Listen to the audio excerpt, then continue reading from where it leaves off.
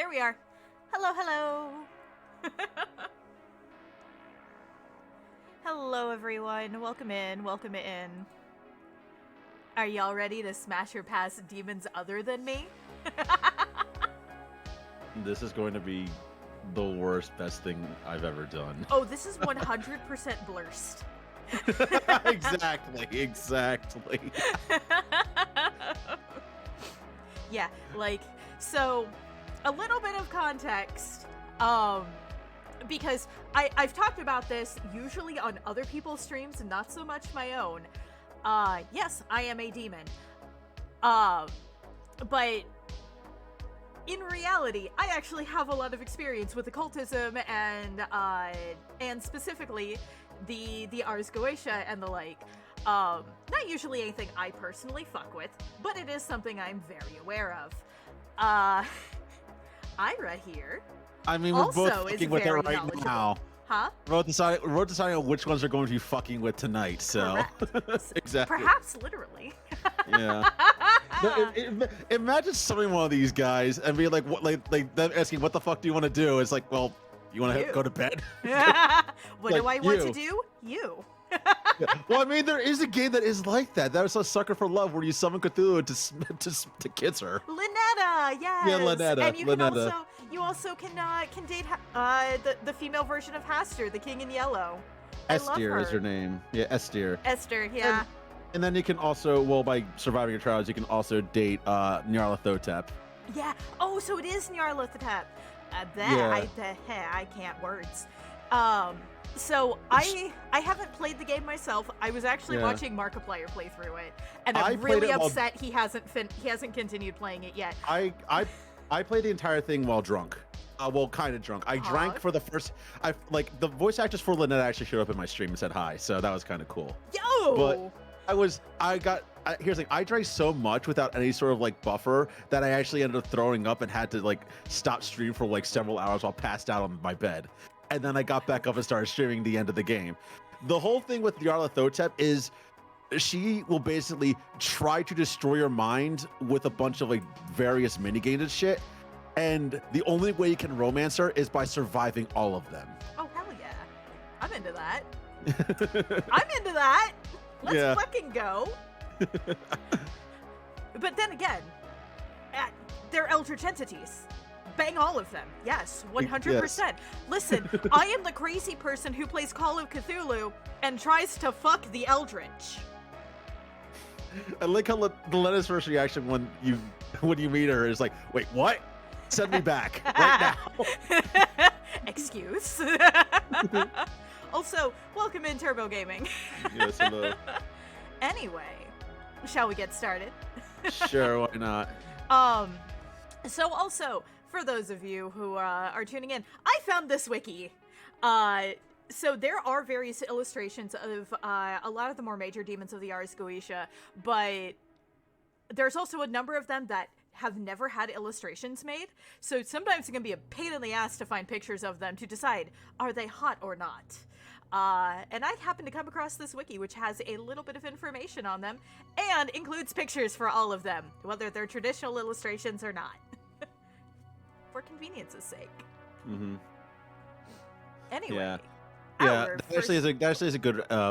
That's a classic image of Bale. So. Mm-hmm. Yep. So the first one is King Bale, the first of the Ars Goetia. He looks like a sad elf. He looks like a sad spider elf. He's three things stapled together, basically. On spider legs. Yeah. Which, no, immediate pass. I can deal with the multiple faces, but the moment you have spider legs involved, no thank you. Absolutely not, huh? Should we incorporate what they can do on whether or not we're going to smash or pass them? Because looks are only skin deep, basically. They could be very cool, so they could actually be very beneficial. True, and I agree. We should include what they can do if you happen to know them off the top of your head. However, spider legs are like a hard boundary. Absolutely looks like a Russian elf. Okay. He kind of do though. Okay, I'll actually read the verbatim description from the Goetia, because the Goetia descriptions are like fucking amazing. because they're written in like Shakespearean English. Yeah. Bale, the first principal spirit is a king ruling in the east called Bale. He maketh thee to go invisible. He ruleth the 66 legions of infernal spirits. He appeareth in divers shapes, sometimes like a cat, sometimes like a toad, and sometimes like a man, and sometimes all these forms at once. He speaketh hoarsely. This is his character, which is used to be worn as a layman before him who calleth him forth, or else he will not do thee homage. So I'm guessing you had to wear the seal when you summon him, or he's just not going to listen to you. Yeah, sounds about right. Yeah. Still pass. Still pass. Yeah, Still hard pass. Yeah. Like, yeah, he can turn you invisible, but he also has a hoarse voice, not pass. Yeah. Also, hi CTR, welcome in. And Hello, yes, CTR. I love my plushie. I love my Cthulhu, my Sakura Cthulhu plushie. Yeah, I saw it on Twitter earlier. Legit, I dreamed about it last night. It was just like, I woke up, it was just like, yeah, I need this. I need this in my life. So next is Duke Agar. This is the best picture that this wiki has of him. It's so tiny. Wow. That is not like what he's supposed to be riding either. That's a weird thing that he's riding. I mean, it's a weird monster alligator. It works.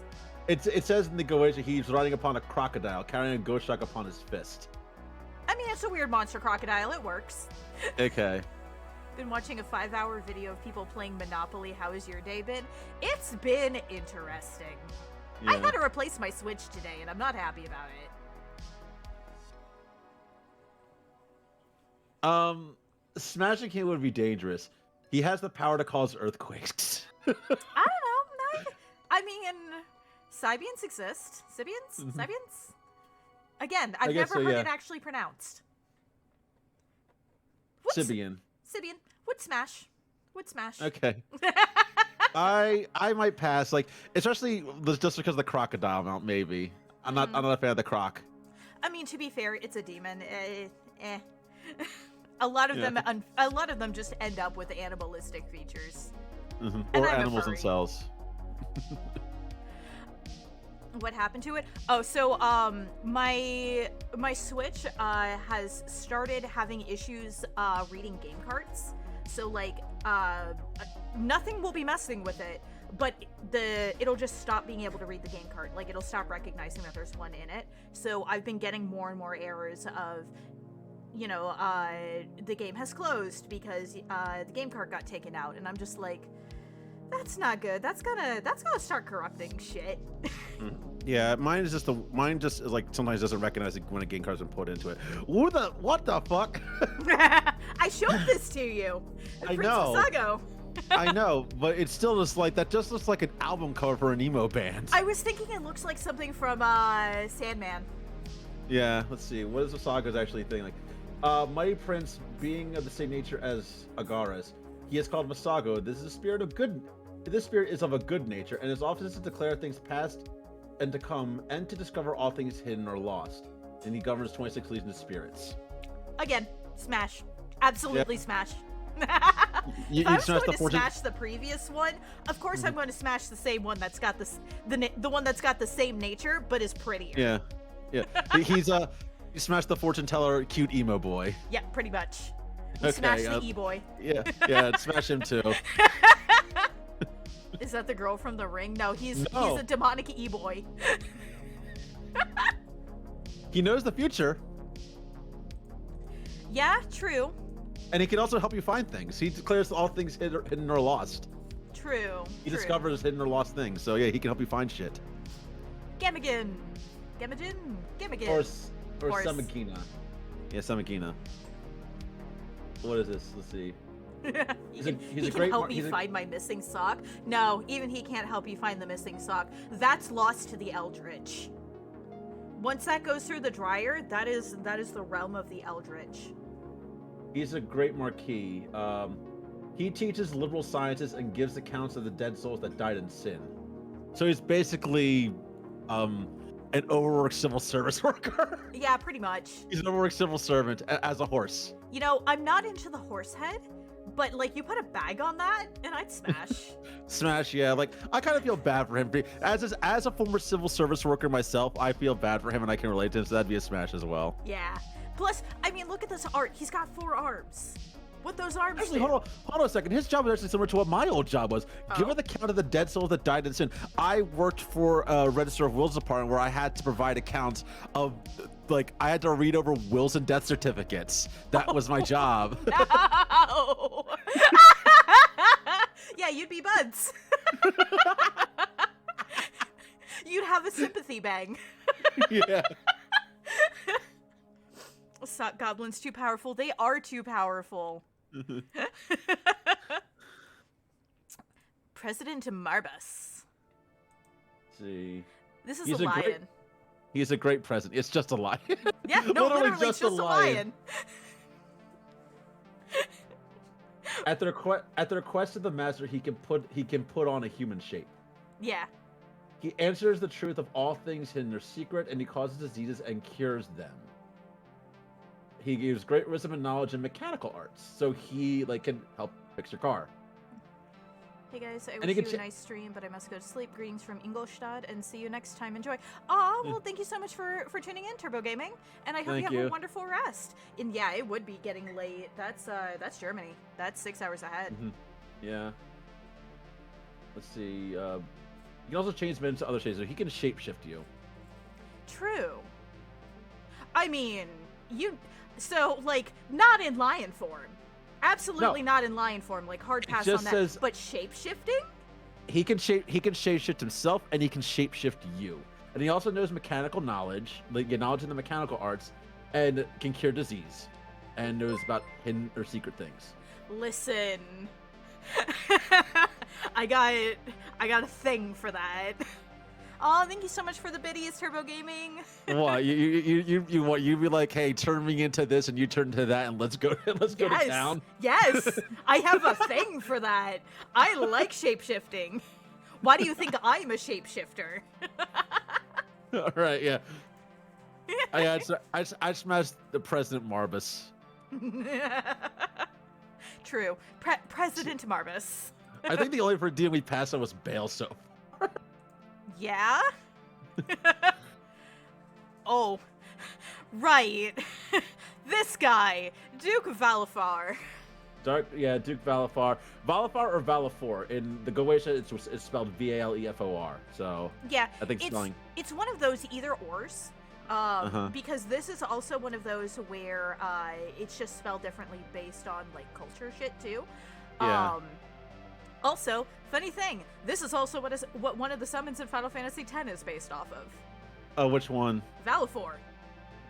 Oh, the summon name Valafor. I thought you meant as far as the shape or whatever. I mean, it is actually you can tell there is some inspirations taken from this stylistically. I'm pretty sure I'm trying to think of a lot of Japanese media has a long and a large obsession with Western occultism. Shin Megami Tensei is actually all of Megaton, including Persona. Oh, well, yeah. Persona is Jungian stuff. Yes. Obviously. Well, it's Jungian stuff, but also using the same demons from the regular Shin Megami Tensei series. It does, yes. And in Persona 5 specifically, it actually uses the Sephiroth. It uses the other side of the Sephiroth, the Qliphotth. To name the levels of mementos. Every level of mementos is named after a section of the Qliphotth. Yep. Which, and then you have, frankly, is fucking fascinating to me. Yeah. But it also works because Persona 5 is also, in a lot of ways, an inversion of the rest of the Persona series. Such as, you don't have social links, you have confidants. And the fact that the tarot cards that they use for it are stylistically very different, despite the fact that the previous Shin Megami Tensei games very much had a unified style to their major arcana. Oh, I meant to talk about that. The style that they're using for the tarot actually is the same as other tarot in Persona. Because here's the thing, in tarot, most people are familiar with the Italian deck, the basic playing card deck of tarot. That was, that was in Italy, and that's the standard deck of cards, like a bicycle deck of cards. However, there is the Marseille Tarot. Yep. That is French. That is what the Persona deck is based off of. All the Marseille images are all the stuff in Persona 5 is based off the images of the Marseille Tarot. Yes, it is. So they're using that style of tarot, mostly because I think the entire thing is based off of Heisters, and the first demon and the first persona they get is Arsène, which is Arsène Lupin. Yep. So it's all, and that's why they're also named confidants, because they're not social links; they're your partners in crime. No, I know. So they're your confidants. Yeah. I'm aware. I'm pointing out the fact that that was a very intentional deviation on their point from the previous games, especially given, again, this is also a game where you descend into mementos, whereas a lot of the other Persona games actually have much more of a focus on ascending. Especially Persona 3, which is the most. I was about to say obvious Persona 3 that. Tartarus. Yeah, I was about to say Tartarus. I was going to say Thanatos, but no, Thanatos is in the game, but no, you're trying to stop Thanatos from coming out by ascending Tartarus. Yeah, that's I remember that. Like, as I say, it's a shame that Persona 5 wasn't a better game. I really like Persona 5. I like it too, but it just I felt it was a 70-hour visual novel tacked into a 30-hour JRPG, and I would prefer to have the JRPG more. It's my personal preference, which is why I prefer the Megaton, like the mainline SMT series, to Persona, because there's much more focus on the dungeoning than there is on the story. See, I actually prefer the story.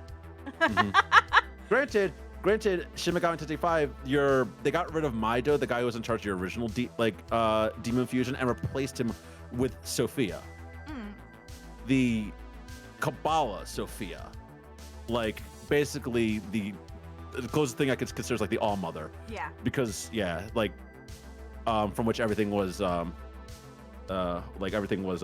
from that. Like even then, like a lot of the stuff regarding Persona 5 is still very heavily based in Kabbalah stuff as well, like Yaldabaoth being the final boss. Yep. And the final boss of Royal being Adam Kadmon, which by the way was not a fucking person. Adam Kadmon, it doesn't exist. Adam Kadmon is basically I haven't beaten Royal yet. Yeah, well, there's the final boss is named Adam Kadmon, and Adam Kadmon as a thing, doesn't really exist. Ivory had to correct me on this many times. Adam Kadmon is a divine anthropos. Yeah, Adam Kadmon is basically the perfect being, from which everything else is said. So the idea is like when people die, they return to like a well of souls, which goes by many names, one of them being Adam Kadmon. Yeah. No, I'm aware of that. I haven't beaten Royal yet, so I can't actually speak to how that works in the story of Persona 5 Royal. But anyway, Malaphor. It's the Royal stuff, Malaphor. Okay, so this weird dragon thing. Let's see. Is it my Duke? He appeareth in the shape of a lion with an ass's head bellowing. He is a good familiar, but tempteth him. He is a familiar to steal. I don't see what this means. Did you smoosh the owl? We haven't gotten to Stolas yet. No, we haven't gotten to Stolas yet. Like we're actually going through them in order. So Stolas is in the 30s. He's like 33. I never remember the actual numbers for them. I think he's 33. Yeah. But yeah, Malaphor is like a good familiar, but tempteth him. He is a familiar to steal. I'm not even sure what that English is supposed to fucking mean. So what? He's a thief. He's a fucking thief. Is that what that means? I mean, I guess. I mean, either way. What does the plain English description of him say? Well, we do have the Wikia of him up. Whoop, right. Let's see. Valafar, also known as Valafor, Malaphor, or Malaphar, is a vampiric and hellish Duke of Hell and the sixth demon in the Ars Goetia. He tempts people to steal, is in charge of a good relationship amongst thieves. He leads people into thievery and leaves them at the gallows. So he's a dude who leaves you hanging with the loot. Yeah. No, fuck that. Look, if he was a good thief and stuck with you, then yeah, I'd be fine with that. But no, he's the guy who's like gets away scot-free. Yeah, no honor amongst thieves. Steal or steal? No. Steal as in literally like loot and run. Yeah. Leaves you hanging with the bag. That's right. Yeah. Oh yeah, and that. Yeah, I was talking about Ivory. There she is. So, yeah. What the fuck is this thing? Amon? Look, first of all, in my book it says Amon, but as in this one, I think we have to pronounce it a certain way. You know what that way is? Amon? Amon. Amon. Where is Amon? Yeah, he is the Prince of Wrath. It's a fucking monkey. He's a monkey with cat's paws and a fucking snake tail. Exactly. Let me see. He appears when the sun is in Sagittarius, and with 4 noble kings and their companies of great troops. Oh, good. So he's from my birth month. No, that's Barbados. The next one. That's Barbados. The next one. Let's see. Menki, vomiting out of his mouth. Yeah, pretty much. Vomiting out of his mouth flames of fire. So basically, he breathes fire. At the command of the magician, he can put off in the shape of a man with dog's teeth, set in a head like a raven, or else like a man with a raven's head. Simply, so he could just be a raven-headed man. Yeah. He's also a fortune teller, tells all things in the past and to come, and he procured foods and reconciled controversies between friends. So he's like the friend who's like, guys, can we stop fighting? Except he's the Prince of Wrath. Well, no, he's the one who incites the fights and then tells people to stop fighting. He is the drama. He's the one who goes, I'm not the drama, am I? It's just like, no, you are the fucking drama. Also, pass, because some people may be into that, you know, choke me like you hate me, but you love me shit. I am not. I mean, I am. I'm into that, but still, no, I'm passing on this. Even in the raven-headed man form now. Yeah, no, pass. Yeah. That kind of reminds me of the SMT New Way, the giant fucking like gorilla. Yeah. Now we are on Duke Barbados. Yeah, Duke Barbados. I missed hit it or quit it. No, you haven't missed it yet. We're not too far in yet. we're only on Demon 8 that we've gotten sidetracked a fair bit. Yep. We started talking about Persona and SMT and other shit. It's, you know what? It's on topic.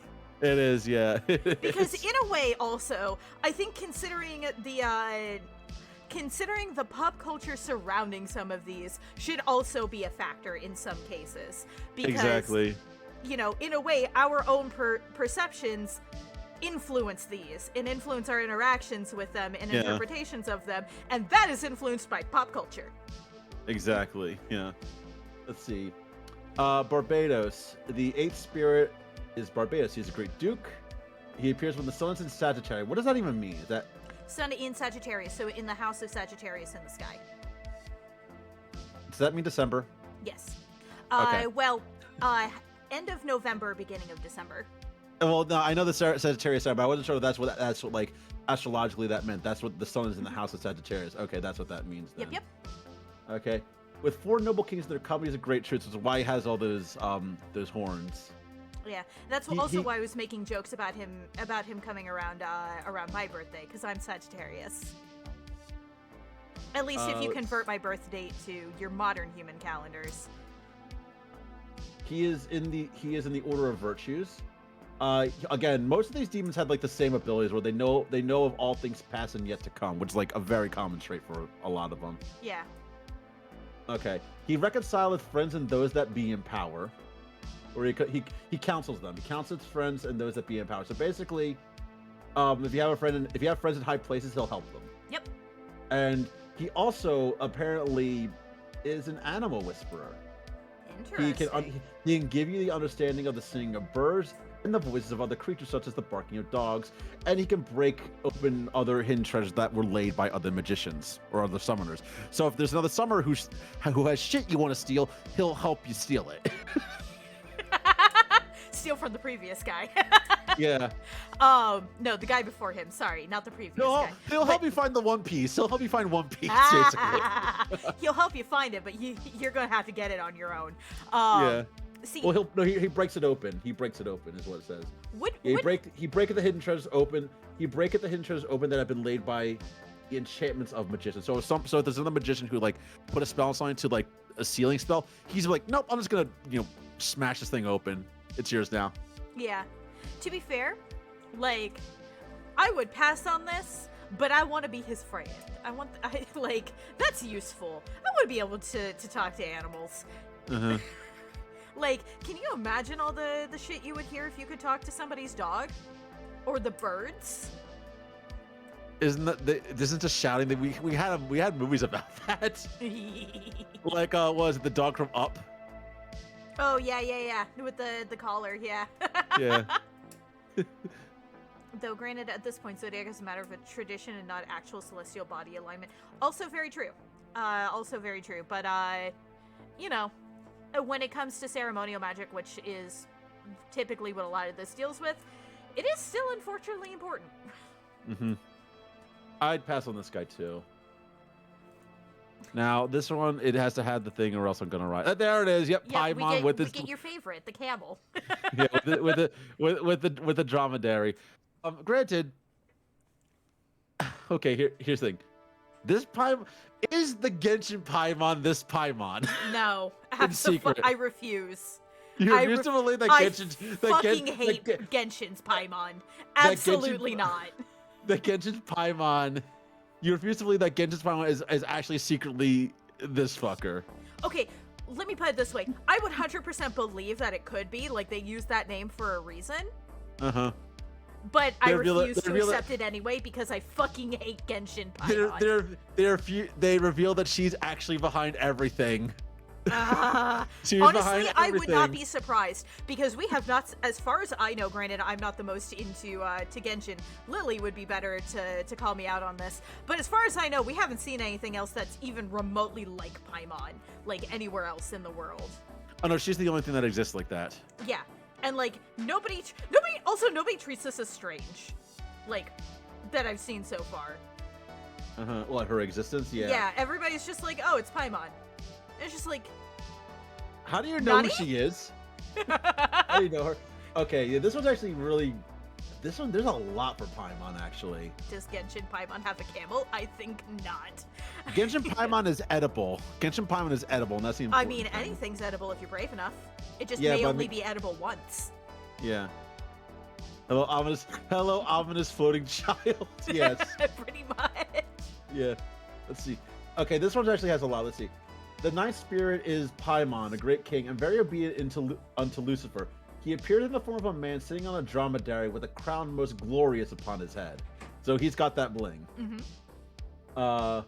Go before him also and host of spirits like men with trumpets and well-sounding cymbals and all other sorts of musical instruments. He has a great voice. Oh, this is why you would want to pass on Paimon. He hath a great voice and roareth at his first coming, and his speech is such that the magician cannot well understand unless he can compel him. His spirit can teach all arts and sciences and other secret things. He can discover unto thee what the earth is, and what holdeth it up in the waters, what the mind is, and where it is, and any other thing thou mayest desire to know. He giveth dignity and confirmeth the same, bindeth or maketh any man subject unto the magician, if he so desire it. He giveth good familiars, and as such can teach all arts. He is observed toward the west. He is of the order of dominations. He hath under him 200 legions of spirits, and part of them are the order of angels, and the other part of the potentantes.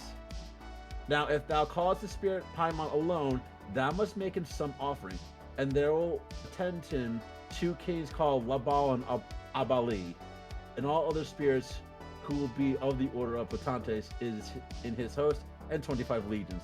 And of the spirits which be subject unto them are not always with them, unless the magician do compel them. His character is this, or supposed to be warned as a layman before thee. Smash, yeah. so basically, like, that's a lot of words to basically just be like, no, smash. Yeah, so like as far as like TLDR, Paimon is very, very devout to Lucifer, but he has an army at your disposal and is omniscient. Yeah. Basically. Also, I turned down the music. Let me know if that's any better, Ivory. Mm-hmm. Yeah. It also might be my microphone because I'm like looking away from I'm talking away from my microphone when I'm speaking. I mean, but you're still hitting it in the right levels okay. On my side, but all right, just making sure. Because Discord sometimes cuts things out, but yeah, Paimon is like a very popular one. You know what I got from this though? That what Paimon is or how he enters? Prince Ali from the Prince Ali entrance from Aladdin. It's literally just, you summon Paimon and you get a parade of animals. And Paimon himself is just shouting at you, and he will keep shouting at you until you tell him, "Shut the fuck up." I mean, yeah, but also, Mm-hmm. that's yeah, what gags are viewer. for, honey. Okay, yeah, and then we have Viewer. Yes, Viewer. President Viewer, Lion Wheel. He's also a Sagittarius. He can teach philosophy, both moral and natural, and the logic arts, as well as the virtues of all herbs and plants. So, basically, he's a botanist. He healeth all distempers in man and giveth goes mirrors. So he's like, despite the fact that he's a lion-headed like hoof wheel, he apparently is like a good, comforting person to talk to when you're feeling down. Yeah, which, you know, again, friend, but pass. Friend but How pass. how is my main question. Listen, you're just not thinking outside the box if you don't understand how. No, I'm thinking outside the box, and everything that I can think of just sounds painful. He has a mouth, Lilith. Yeah, with very sharp teeth. I don't think I want that anywhere near that downstairs. Listen. I am a sadist. I am not a masochist. The only sharp teeth that should be going anywhere sensitive are mine on someone else. My issue with Paimon is that the camel would be watching. I mean, that's what blinds are for. Oh, nut. Apparently, Airah likes that. No, that was a sharp teeth comment. That was for that one. I said the only sharp teeth that need to be going anywhere sensitive are mine on someone else. Exactly. Yeah. I was like, let me see. Like, what? I have no idea why my keybinds aren't working. Let me just see. Oh, I have keybinds turned off. That's why. Oh, yeah, that would help. Yeah, that's why I have keybinds turned off. Gujin. Yep. Duke Gushan. Gushan. Smash. I mean, based purely off of the art, agreed. I'd smash that. Same thing as a basically foretelling. It showeth the meaning and resolution of all questions thou mayest ask. He counseleth and reconcileth friendships, and giveth honor and dignity unto any. So he's basically like a good wingman. Yeah. Or he's just like a good drinking buddy. He's like your bro. Yeah. So, now yeah. this guy is horny. Yeah. Smash on this one too. You see, you say horny, I say handlebars. I mean, also, that tail gives you something to grip. Let's see. Am I wrong? Am I wrong? You're not wrong. No, you're not wrong. Prince Citri. Oh, Sal's just doing a full care package for you. Thank you very much for the hydrate posture check and the stretch. D-Rider wants to smash this thing. D-Rider? Drider? Citri. Drider. Drider Lily is also a monster. Yeah. And Handlebars is why I'm choosing the Final Fantasy XIV character I am. That's fair. Handlebars are nice. Mm-hmm. I would know. I'm still partial to the Miqo'te in Final Fantasy XIV. I mean, my main is a Miqo'te, so I can't say shit. I'm not sure. I linked this in Sal's Discord channel. I'm not sure if you saw this. The Miqo'te who you can order pizza from. Mm-hmm. The Miqo'te, like, she exists. It's literally just a single player that will make a pizza and travel to wherever the fuck you are in the world across like servers or whatever to deliver your pizza. Yep, as long as you're in the same data center. Yeah. But yeah, we are on Citri now. Citri, yeah. I think this is the name of another. I think this is the name of another Hindu god. Yes. That's why I know how to pronounce his name. Great Prince appears at first with a leopard's head and the wings of a griffin, but after the command, he can be put on the human shape. And let's see, and that very beautiful. So he a pretty boy. I had no idea how to actually. You might have to read the description. You might have to read the like plain text description of this, because here's what I'm reading from the Goetia. He inflameth men with women's love and women with men's love, and causeth them to also to show themselves naked if it be desired. Oh, no, he just makes people horny. That's what that means. No, literally, that's what that means.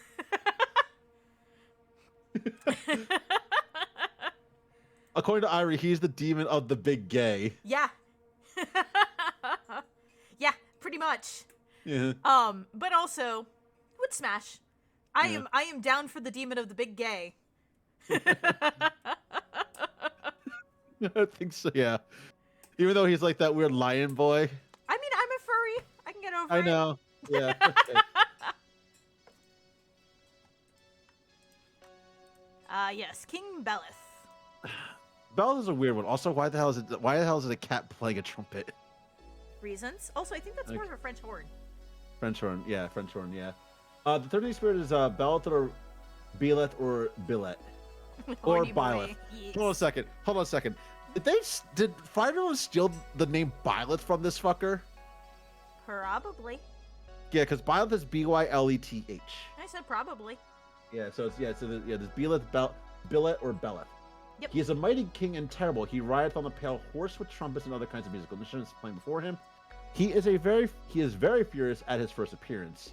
That is, while the exorcist, they use the term exorcist and magician interchangeably throughout this entire thing. It's supposed to be like just the summoner, basically. Well, yeah, but there's also like there is actually a functional difference between the two of them, especially given that priests are usually going to be your exorcists, whereas your magician is going to be a magician, like somebody who's intentionally summoning them for a purpose beyond like what an exorcism actually would do.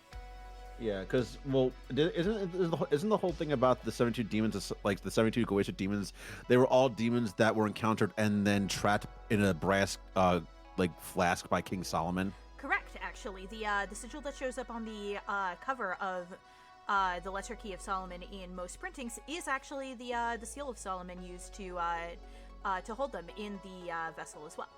He literally collected them like Pokemon and put them in the box. Gotta catch them all. He called for demons, caught them, and then shoved them in the PC, never to be seen again. Yep. Exactly what he did. Yeah.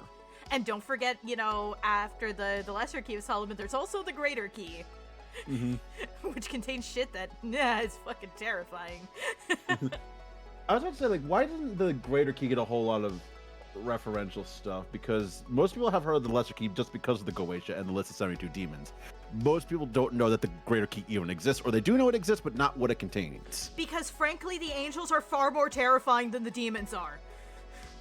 Oh, what, the Greater Key contains the choirs of angels? Yeah. The choirs of angels? Yeah. And frankly, the angels are far more terrifying. The angels are also far more fucking dangerous. I'm trying, like, you've played Persona, so then are the angels, the depictions of the angels from Persona, were they like somewhat drawn from the Greater Key then? Or they like, because most of them I think were just from Ezekiel. Like, a lot of them are. So, I really don't, that's a lot to get into. Yeah, well, I mean, like basically, it's a yes or no question with a very complicated answer. But as far as you know, some of the angels that appear in Persona and Megaton are based off of their descriptions from the Book of Ezekiel. Yeah. Well, also don't forget that, as Ivory points out, the Goetia, both the Greater and Lesser Keys of Solomon, are very much based off of, are very much plagiarism. Like, they are pulled wholesale from other sources in a lot of cases, including a lot of the angels pulled wholesale from the Book of Ezekiel. Yeah, that makes sense. Like, I know, like, I always regard, like, I think every single source I read about the Keys of Solomon was like, they basically ripped a bunch of stuff from various different cultures, which is why some of the names appear the same as other places, and then put them in here. Yep. On top of that, there are also other lists of demons that are much older than the Ars Goetia, that are, again, also ripped wholesale. In fact, if you look at the wiki that I've been going through, like, it actually lists a lot of those other lists that came before it. Yeah. So yeah. I think the Goetius is the one that was in the most popular culture. Yeah, the one I'm specifically thinking of was the throne.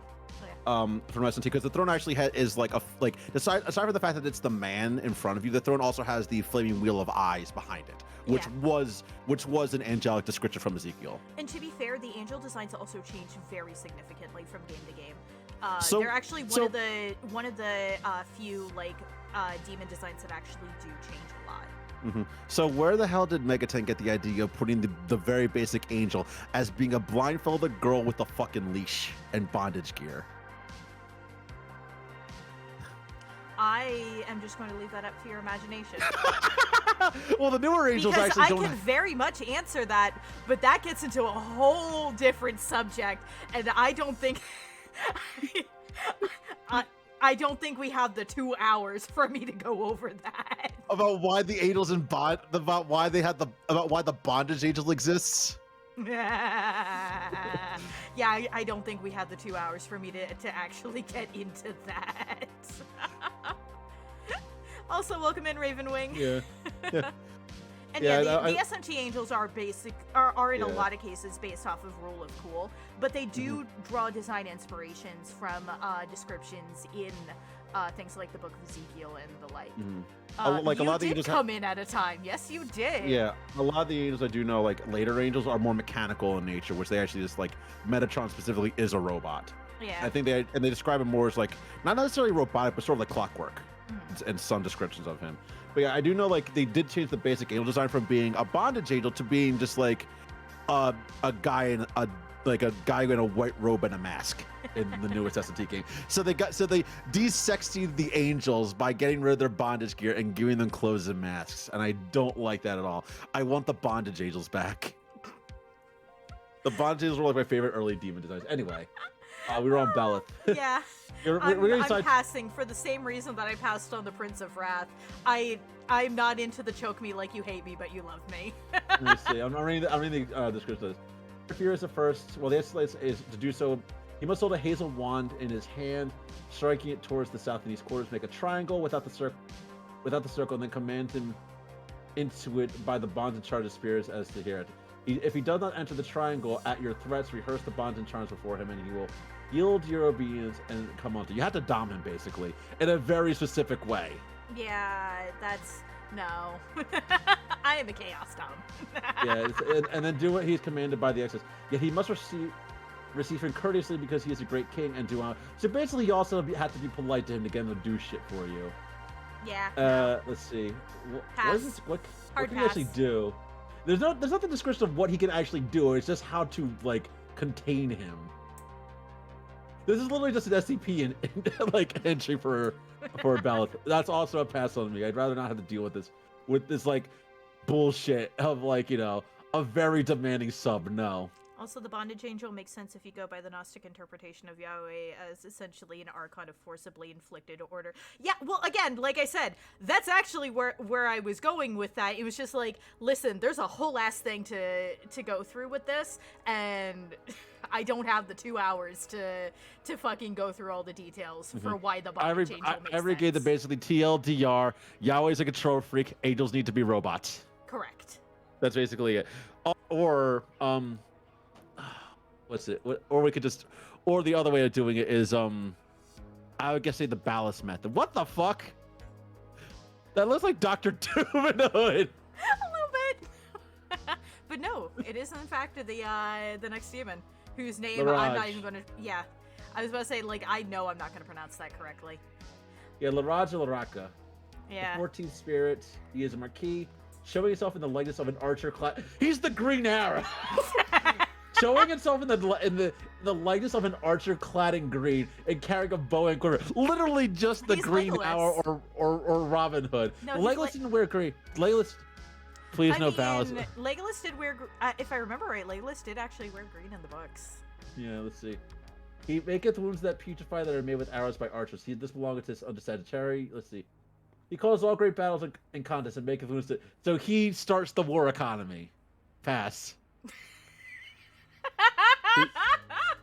He causes all great battles and contests and maketh wounds to putrefy that are made with arrows by archers. So basically, he makes poison-tipped arrows and makes poison tipped arrows, and he starts battles. He starts wars.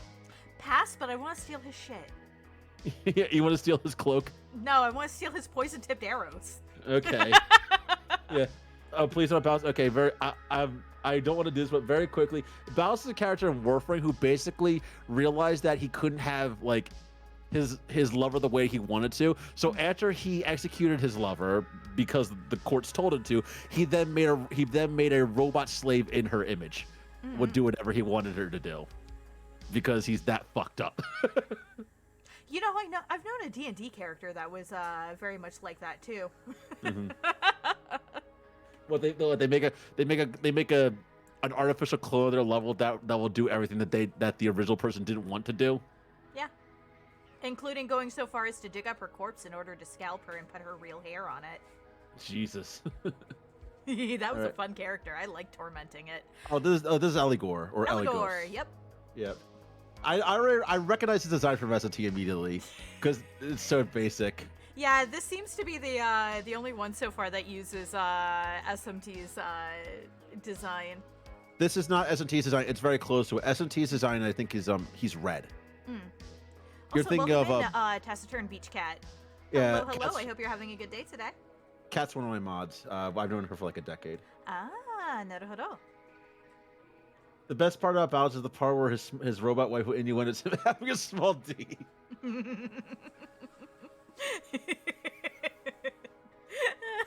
Let's see. Okay. Eligos or Eligor, a great duke, and appears in the form of a goodly knight carrying a lance, an ensign, and a serpent. Discovereth hidden things and knoweth things to come, and of wars and how the soldiers will or shall meet. He causeth love of lords and great persons. And then he governs 60 legions.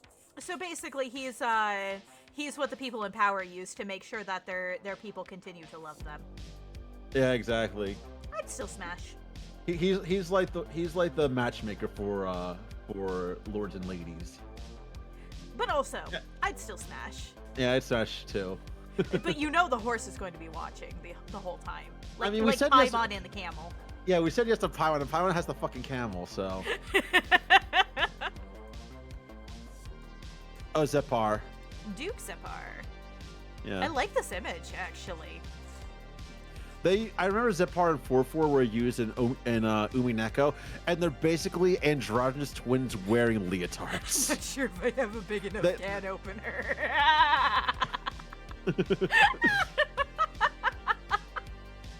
Let me see if I can link you a picture of Zepar and 4-4 from Umineko real quickly. While we look at Zepar here. Appeareth in red apparel and armor like a soldier. His office is to cause women to love men and to bring them together in love. He also maketh them barren. So basically, he'll help you find a date, but he'll also render you infertile. Okay, no, well, not infernal, infertile, but no, I did say I slurred my words. I did say infertile. I did say infertile, but no, it sounds like infernal because of my fucking East Coast accent. Fair. Please, see, yeah, I'd infertile. be okay with the infertile part of that, but the whole inspire women to love men. I ain't here for this fucking heteronormative bullshit. Fuck off with that. Let's see. I think it might be used for men to have women find them or whatever, but he also will render the women infertile. Again, so. I'm here for the barren part. Yes, please. Do you understand how many concerns that would eliminate for me? I'm okay with that. But stay over there with your heteronormative bullshit. One second, I'm gonna send you something very quickly because these demons are actually part of the Goetia. But they were in Umineko, visual novel, which is kind of a horror no, novel. I know. I've read Umineko. Do you know Zepar and 4-4 then? Yeah. Okay. No, I've read all of those. I've read Umineko. I've read Higurashi. Okay, yeah. I just remember that. Yeah, I actually had to remind myself which one was Zepar and which one was 4-4. But yeah, Zepar is the blue one.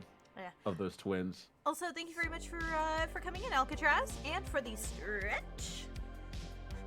I summoned the Hell Tinder. Yeah, he's the embodiment of Hell Tinder. a lot of the demons do Hell Tinder. I mean, that's because that's a very human want, to be fair. Well, think about it. Humans want to find others and procreate, and or have that which they desire that also does not desire them. That's one of the main reasons why humans form contracts imagine summoning a matchmaker demon to smash the matchmaker demon instead. How confused would they be? It's like, wait, I'm supposed to help you. It's like, you're the target.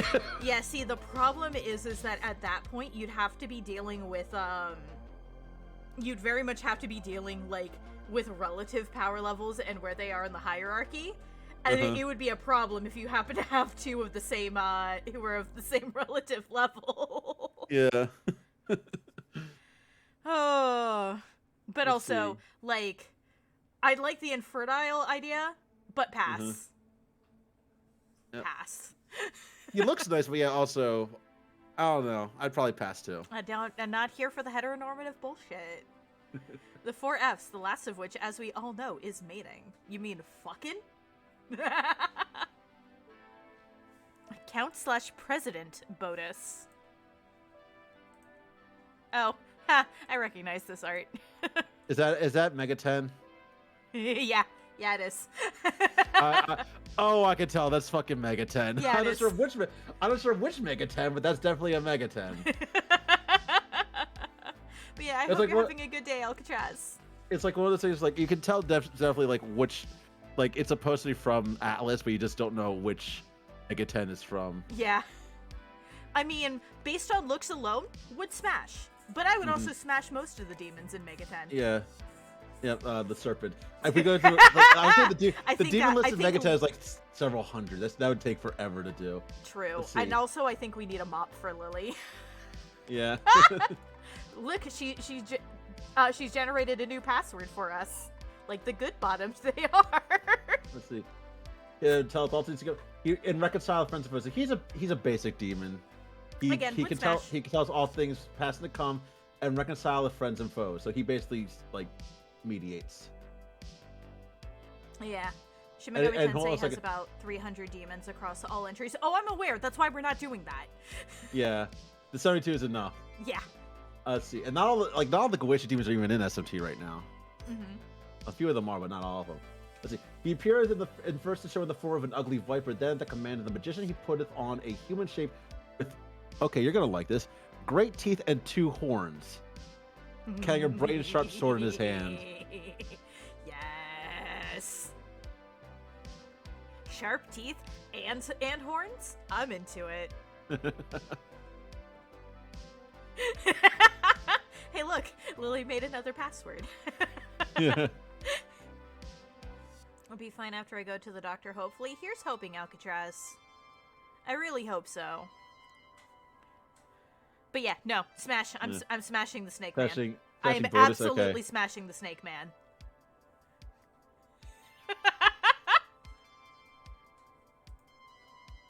Are you smashing the Snake Man? Yes, I am smashing Snake. Look, I like I was about to say Lilins, but no, I like Lilins too. Lamias. Mm-hmm. I like Lamias, Lamia, and Lilim. Like specifically the SMT Lilins are my favorite to use by my design. Species. What, Lilims? Mm-hmm. Yeah. I'm the descendant of Lilith. Named, yeah, that's confusing. Like you're named Lilith, but you're a Lilim. Yes, so. because I use my mother's name. Because if you know my real name, you can summon me, and I'm not okay with that. And most people don't question if I say my name is Lilith because it's my mother's name and she's well known. Yeah, like I just reminded of like was it the South Park episode where Butters kept summoning Biggie Small? it's like, yeah, like someone says your real name or whatever, and you just pop in there, you're like brushing your teeth, like what the fuck? Why am I here? Want to go get ice cream? Go get ice cream, Lily. And apparently chat wants to summon me too. See, this is the problem. This is why y'all can't know my real name. Because if I do, I'm going to be summoned into like 30 different places at once. Oh, I know her real name. It's that's a little short for my name. All right, fine. How about? That's still a little short. Closer, yes. No, I want to summon you for ice cream. Oh, okay. I'd be down for ice cream. Anyway, we are now on Dukevalafar. Bathan. Let's see. He's a mighty strong Duke and appeared like a strong man with the tail of a serpent, sitting on a pale-colored horse. Where the fuck is this horse? I don't give a shit about the horse thing. Just that description alone in this picture, smash. Hardcore smash. Yes, please. He knoweth the virtues of herbs and precious stones and can transform men suddenly from one country to another. So he has teleportation magic. Nice. Smash. This image of it looks like a Dark Souls boss though. Okay, are you kidding me? I'd still smash like half the bosses in Dark Souls. Exactly. Yeah, smash this guy too. Does that mean I can't summon you to torment the people who wrong me? Oh, you absolutely can do that. I'll eat their souls. That's fine. That's tasty. That's good eats. Lilith doesn't want to be on call for horny, basically. Yes, exactly. All right. What the fuck is that picture? Duke Salos. This looks... No, wait, hold on. This looks like he should be fucking Agares. It does, yes. Joke's on you, I'm into that shit. Aw, Lily, thank you very much for gifting a sub to Alcatraz. Let's see. He's also a gallant soldier riding on a crocodile with a ducal crown on his head, but peaceably. He causes the love of men, women to men, and men to women, and going to. So he's another horny demon, riding on the who rides on the crocodile. You know why I started laughing at that? Because I feel like this is the image that you would have for like, This is the Tinder profile picture. No, this is a historically accurate Florida man. Like when you look at Florida man in textbooks, this is the picture that they use. This is what happened when the Spaniards came to Florida.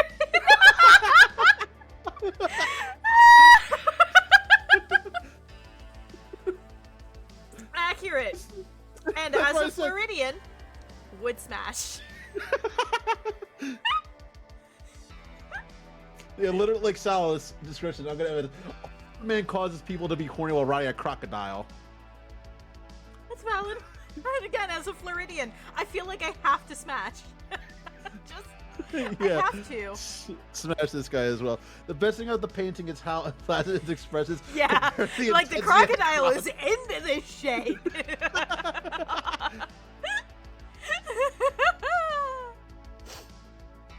What, you never posed for a painting on your battle alligator? I have not. Clearly, this is lacking in my life. Do you have a battle alligator though? I'm a Floridian. What do you think? Probably. I would say you have several alligators.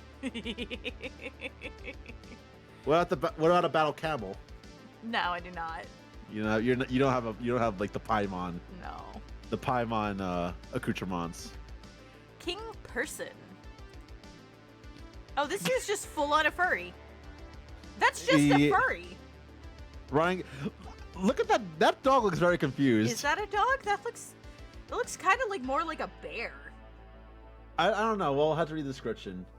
Appearance is comely, like a man with a lion's face. So yeah, he's a hot furry. Yeah, he's a furry. That is just a furry. Carry a cruel viper in his hand, riding a bear. See? Bear. Yeah, that's a bear. It's a very confused looking bear though. Yeah, it is. But also, smash. Yeah. It's just a furry. I'd smash that. Okay, so he can take the body either human or aerial. What does that even mean? Does that mean he can become a bird? That's a bear? Yeah, apparently. He can become a bird? Oh. He can take a body either human or aerial, is what it says. Yeah, so yeah, bird, bad, something that can fly. He also knows about the creation of the world, and he can bring forth good familiars so basically he's good with animals. He's a furry that is good with animals. I mean, I feel like most furries should be. Uh-huh. They are literally animals, or at least animal-headed. But yeah, no, he's literally just a furry. Yeah, I'd smash that. Man with the line, yeah, smash. Count/President Morax. Oh, this is the Minotaur. Marax, yeah. He appears like a great bull with the. Okay, he's a reverse Minotaur. They got it wrong here. He's a great bull with a man's face, not a man with a bull's head. Oh. His office is to make men very knowing in astronomy and other liberal sciences, and can also give good familiars and wise, knowing the virtues of herbs and stones which be precious. So basically, again, another one who knows like botany and geology. I mean, I'd still smash. Minerals. Yeah, smash. Minotaur yeah, I guess, or reverse Minotaur, I'd still smash. I think I'll pass on him. Wow. I'm not big in bull. I'm not big onto bulls.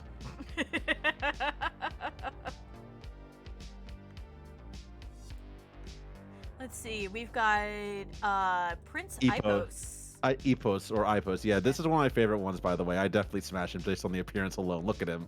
He looks like the horrible goose, but fancy. He is a very dapper goose. Is he a goose or a duck?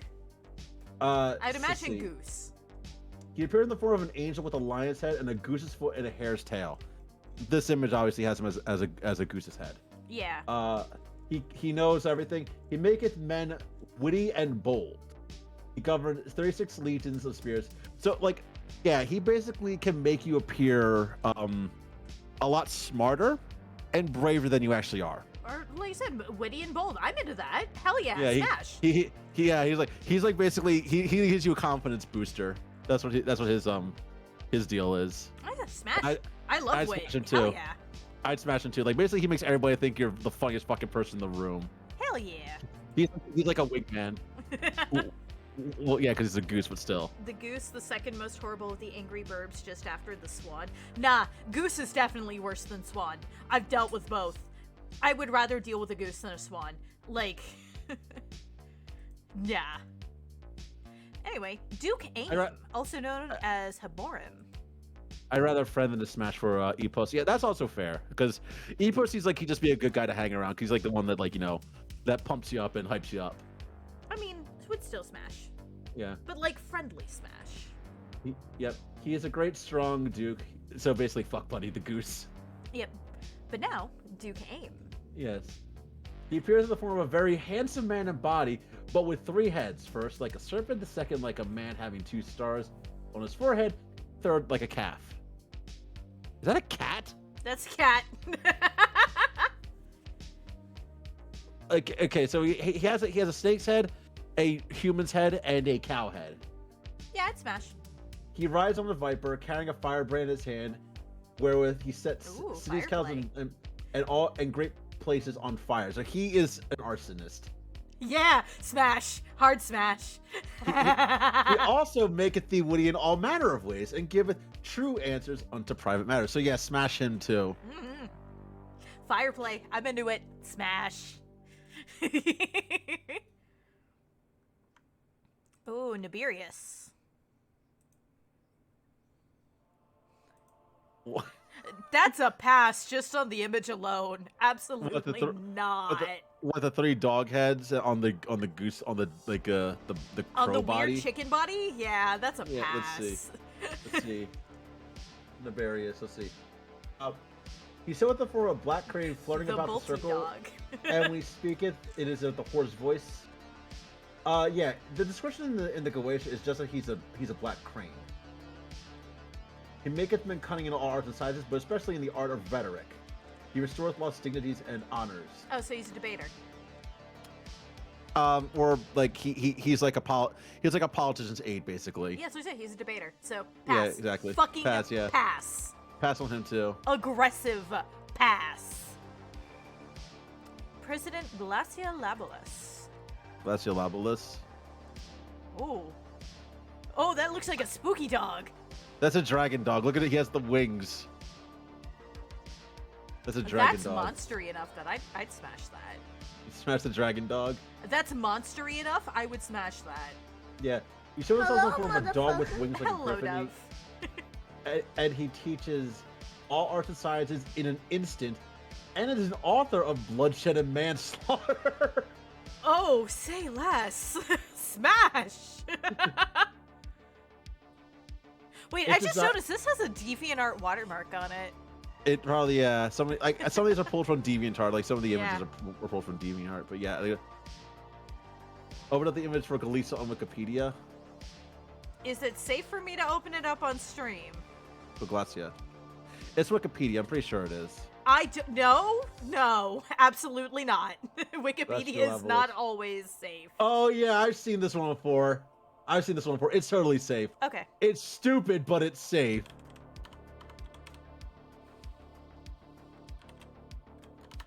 I can't type, apparently.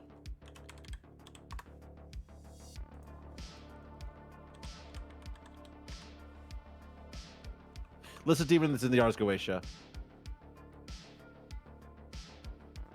It's the one above. It's the one like right next to Foras. Mm-hmm. I think. I don't know. That might be a different one though. That's a different one. Better be having a good stream or I'll smite you with my halberd. No, that isn't an innuendo. It is being taken as an innuendo. Oh yeah, no, it is the one right there. Kakranolas, is the name it's under. Its name is under. Oh yeah. So that's him. Not that picture. Absolutely not. But looking like this, like that's monstery enough. Would smash. Look at that tongue.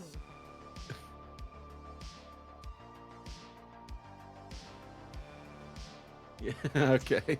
Yeah, I think this version of him is better. This version of Glacia is better than the other one. Yeah, but I mean, it's monstery, and we like the monstery.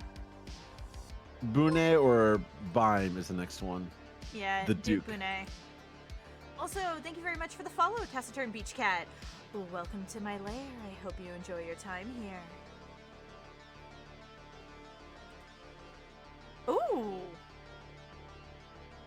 Is that a Hydra? Yeah, it's like a Hydra. Smash. You smash the Hydra? I don't even need to know what he does. Smash. Yeah, let's see. Appear in the form of a dragon with 3 heads, 1 dog, 1 griffin, 1 man. He speak with a high and comely voice. so he has a high pitched. He has like a high pitched, I guess, soothing voice. Mm-hmm. I have Ghidorah. Yeah, King Ghidorah. And I have tits turned off, so you can't throw things at me. But I do have the text-to-speech redeem turned on. So if you look through the channel point redeems, there is a redeem called "I have no mouth and I must speak." That will allow you to do text-to-speech. Please make sure you keep it in terms of service. Yep. Let's see. Aside from those voice, he changes the place of the dead and causes the spirits which be under him to gather together upon your sepulchres. Giveth riches. So basically, he can give you an army of the dead. He giveth riches unto a man and maketh him wise and eloquent. So yeah, he's very useful. Yeah. Smash.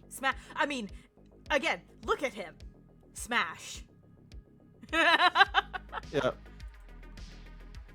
And now we have Count Renove. Runaway. What the fuck is that? Okay, yeah, Runaway. That is a fucking cryptid. That is an SCP. That is a hard fucking pass. I don't give a shit what he does. Fuck that. That's going to be my fucking sleep paralysis demon tonight. What about the Umineko version of Runaway? How about him? You know what? I don't remember what he looks like. Oh, UMI. UMI. Whatever. I'll look it up later. I don't remember. But either way, I want nothing to do with this. I'll finally give you a second. I'll send you an image of him. Smash with a shovel? Yeah, right? Right? Fuck that. Not literally. As in, get that thing the fuck away from me. Okay, let me see if I can do this. Give me a second. I'm sending this to you over Discord. That's okay. Runaway. That's this. Too human. Yeah. So, let me read you his description about why he actually looks that way. He appears in the form of a monster. That's all it says. He appears like a monster. Okay, but there's a difference between like a smashable monster and this shit. Exactly. This shit is fucking nightmare fuel, man. Yeah. He teaches the art of rhetoric very well and giveth good servants knowledge of tongues and favors with friends or foes. He's a Marquis great. So basically, he's a good negotiator as well. Yeah, I don't want nothing. I don't want anything to do with that. Whatever that is. No, okay. No, abso-fucking-lutely not. But Duke Bareth is our next. That's just that looks like this is the SMT design. That is full-on SMT. Yes, it is. Hold on a second. It actually isn't the SMT design. The SMT design looks slightly different, but it is very close to it. No, this is SMT. It may be from a different game, because remember, the SMT has a massive amount of spin-offs. Yeah, I'm used to Bareth not having, like, the horse not being cloaked. And Bareth is always in red armor, though. That shit has the Innsmouth look. Yeah, it fucking did. Yeah. Let's see. 20th year is named Bareth. He's a great and terrible duke. Other two names given to him are Bale, and Boffrey or Bolfrey. Bareth for a soldier with red clothing, riding upon a red horse, having a crown of gold. Give true answers, past, present, and okay. Let's see. Yeah, basically the same thing. He can give you true answers. He's all right. Like, it's a regular ass person. Like, it's boring, but I guess smash. So it's vanilla demon smash. Yeah, right? Like, Yeah. Duke Astaroth. That looks like something from, I don't know. It kind of looks SMT like, but probably not. That's like that definitely is a fantasy design. That's an original design. I'd smash. Again, based on design alone, I'd smash that. Yeah, I'd smash him too. Let's see. Let's see, not Bareth. Let's see. Form of a hurtful angel, riding an infernal beast like a dragon, and carrying in his right hand a viper. Thou must in no wise let him approach too near unto thee, lest he do thee damage by his noisome breath. That looks like something taken from DeviantArt. Yeah, it does. But this one doesn't have the watermark on it. Yeah. Wherefore the magician must hold a magical ring near his face, and that will defend him. He giveth true into things past and present and to come. So basically, he will shout in your face and shatter your eardrums if you're not too careful. So he's Dragonborn. Yeah, noisome breath. Yeah, does noisome breath. Yeah, he will do that. Or noise marine. Bad breath equals hard pass. I mean, you just give him fucking breath mint. I'd still smash. I'd give him a breath mint, and it'd be fine. He will declare wittingly how the spirits felt, and it desire the reason of his own fall. He can make men wonderfully knowing in all liberal sciences. Again, I'd still smash him. Next one is Ferneas. Yep. What the fuck is that? It's a fish. I mean, we can go with the S&T design for Ferneas. That one's a little bit better. Nah, I'm going with this one because this is what's here. Okay. Waterboard him with mouthwash. Yes, yeah. Waterboard him with mouthwash. You know what the S&T design for Ferneas looks like, right? Yeah. The fucking... Someone had to point out to me that he actually had a man on his back. Because I didn't think so. It's like, no, it's just a flying manta ray. It's like, no, manta ray. That's what he is. So, let's see. In the form of a great sea monster, he maketh men wonderfully knowing in all forms of rhetoric, and causes men to have a good name and a knowledge and understanding of tongues. What I don't even like. Some of this language is so archaic that I don't know what like to have a good name means. I guess he improves your reputation. Could you repeat what it said in context? He causeth men to have a good name. Yes. So yes, it means that you are perceived to have a good reputation. People are more likely to trust you, believe you, take you at your word, things like that. And have knowledge and understanding of tongue, so he's multilingual as well. He maketh one to be beloved of his foes as well as of his friends. So he's a cool demon. Yeah, smash the fish. I'd smash the fish. Okay, assuming that he did not smell like fish. Because I hate the smell of fish so badly. But he doesn't look like he's stinky. No. He looks like a clean fish. He does not look like he smells fishy. So I'd smash the fish. Okay. Forus. He's a mighty president. Appeareth in the form of a strong man in human shape. You get the understanding of men on how they may know the virtues of all herbs and precious stones. Again with the herbs and precious stones. Like again, that's another common thing. Yeah, because again, consider the fact that ores and precious stones is value, aka money, aka power. Yeah, well, like a lot of the demons have like overlapping like knowledge of that of herbs and precious stones. Because again, a lot of these are actually pulled from various different mythologies, which means that you are going to find a lot of syncretism across these, because a lot of different pantheons will have deities or entities that actually that fulfill the same roles, because it is an important part of human nature. But also consider the fact of these are things that humans naturally want. So of course, you know, there's going to be a lot of demons that function with a lot of these of like, they help you find a mate, they help you, you know, gain reputation, they help you gain knowledge or insight, they help you gain, you know, money and power, things like that. You are going to find these themes throughout pretty much everything. Yeah. According to Ira, they all went to demon school together. That makes a bit more sense. What do you mean it makes more sense? They all went to demon school together. They took the same major. They all met up and like they took the same. They all got the same undergrad at demon school. Man, I'm giving you like a fucking anthropological answer. No, I understand. Like, yeah, no, they all went to demon school together. That makes more sense. No, I understand that. That's why, like, you know, every single culture has like a god of thunder. Yeah.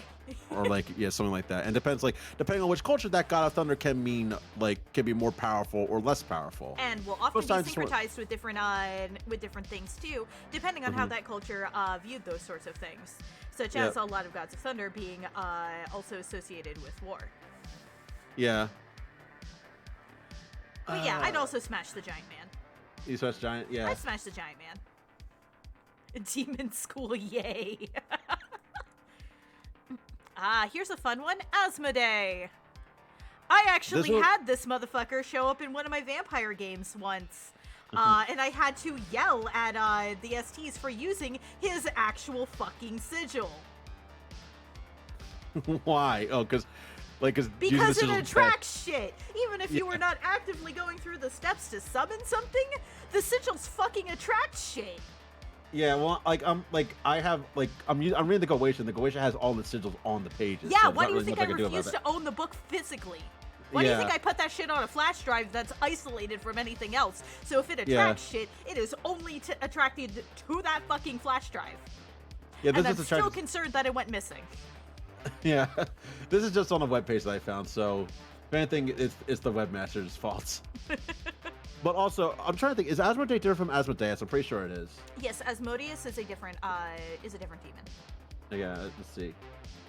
Did you see? I'm trying to read the description. First of all, I'm not sure if I would smash or pass this guy. The 3 heads are kind of weird to me. I mean, from this art, I would pass, because that face is the stuff of fucking nightmares. Exactly, from the art, probably pass. Let's describe it. He's a great king, strong and powerful. He appeared with 3 heads. First like a bull, second man, third ram. He had also the tail of a serpent, and from his mouth issue flames of fire. Wow. Arson! His feet are webbed like those of a goose. He sits upon an infernal dragon and beareth his hand a lance with a banner. He is the first to choose the power of Amon. Goeth before all this. We actually said mind to and then it's also just that image looks so intense. It's just like, oh yeah, cocaine. As soon as the extra sees Asmodee in the shape aforesaid, he shall call him by his name, saying, "Art thou Asmodee?" He will not deny it, and by the by he will bow down unto the ground. He giveth the ring of virtues. He teaches arts of arithmetic, astronomy, geometry, and all handicrafts absolutely. So he's like... Oh, he a math dude. Absolutely not. Fuck no. Math hurts my head normally.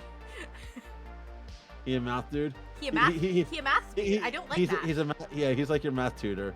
Nope, absolutely not. No, pass. Passing on this guy. Pass, and especially pass because of that fucking face. Yeah. Gop. He's the one that looks like a traditional devil. Uh-huh. Who's that dude on his back? He's just a little man. He's just a little guy. He's a great president, mighty prince. He appears when the sun is in some of the southern signs. In human shape, going for the 4 great and mighty kings, as if life were a guide to conduct them along their way. His office is to make men insensible or ignorant. as also in philosophy to make them knowing, and in all the liberal sciences. He can cause love or hatred. Also, he can teach thee to consecrate those things that belong to the domain of Amon, his king. He can deliver familiars out of the custody of other magicians and enter truly and perfectly of things past, present, to come, and carry and recarry them very speedily from one kingdom to another at the will and pleasure of the exorcist. Pass. Pass, yeah. Because I agree with Kanatsi, men are ignorant enough. Yeah, he makes you stupid, but he also makes you like really, really smart in philosophy and philosophical sciences. Basically, he turns you into an armchair philosopher or the standard Twitter user. Like I said, men are ignorant enough. Fuck that. Except not literally, because no. Pass. No. 4-4. Fur. Yeah, 4-4. Well, actually. Oh my god, I love that art. That is gorgeous. Yeah, it is.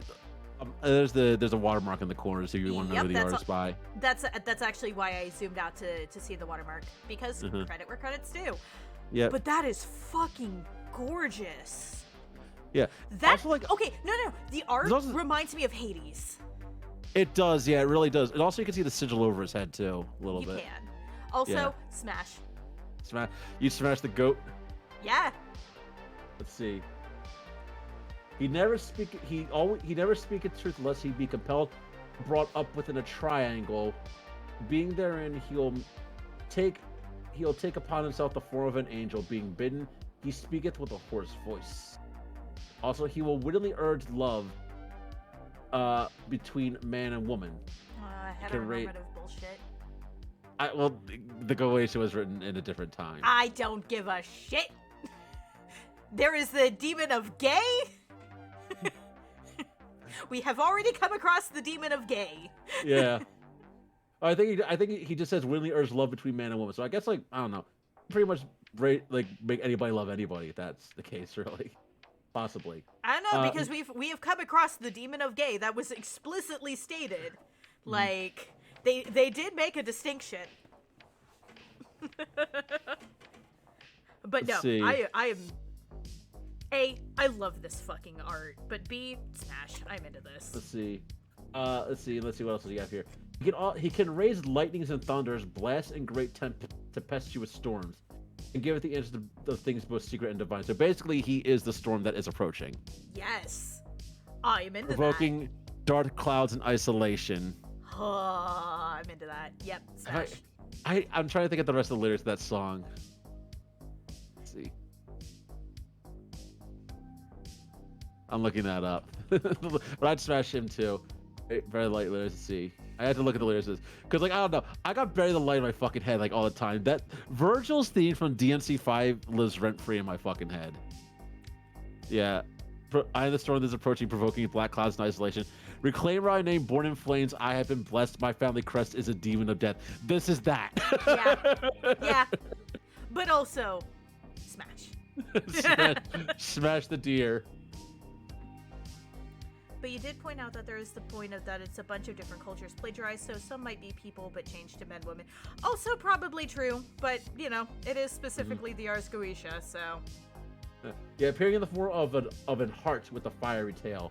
H-A-R-T. Yeah. I don't know what that is. Probably a type of animal. That's this. Well, what is that's what that's supposed to be, or that's what is a real life heart? So a heart is it does kind of look like a deer. Okay. So it's one of basically an antlered mammal. To some degree. Yeah. Yeah, let's see. Heart. Yeah, if you Google heart animal, it literally is an antlered deer. They're just a specific kind of deer. Yeah. Yeah, they're basically just they look like smaller deer with bigger antlers. All right, let's see what we got. What's the next one? Marcosius. Let's see. He's a great and mighty marquis, appearing at first in the form of a wolf, having griffin's wings and a serpent's tail, and vomiting fire out of his mouth.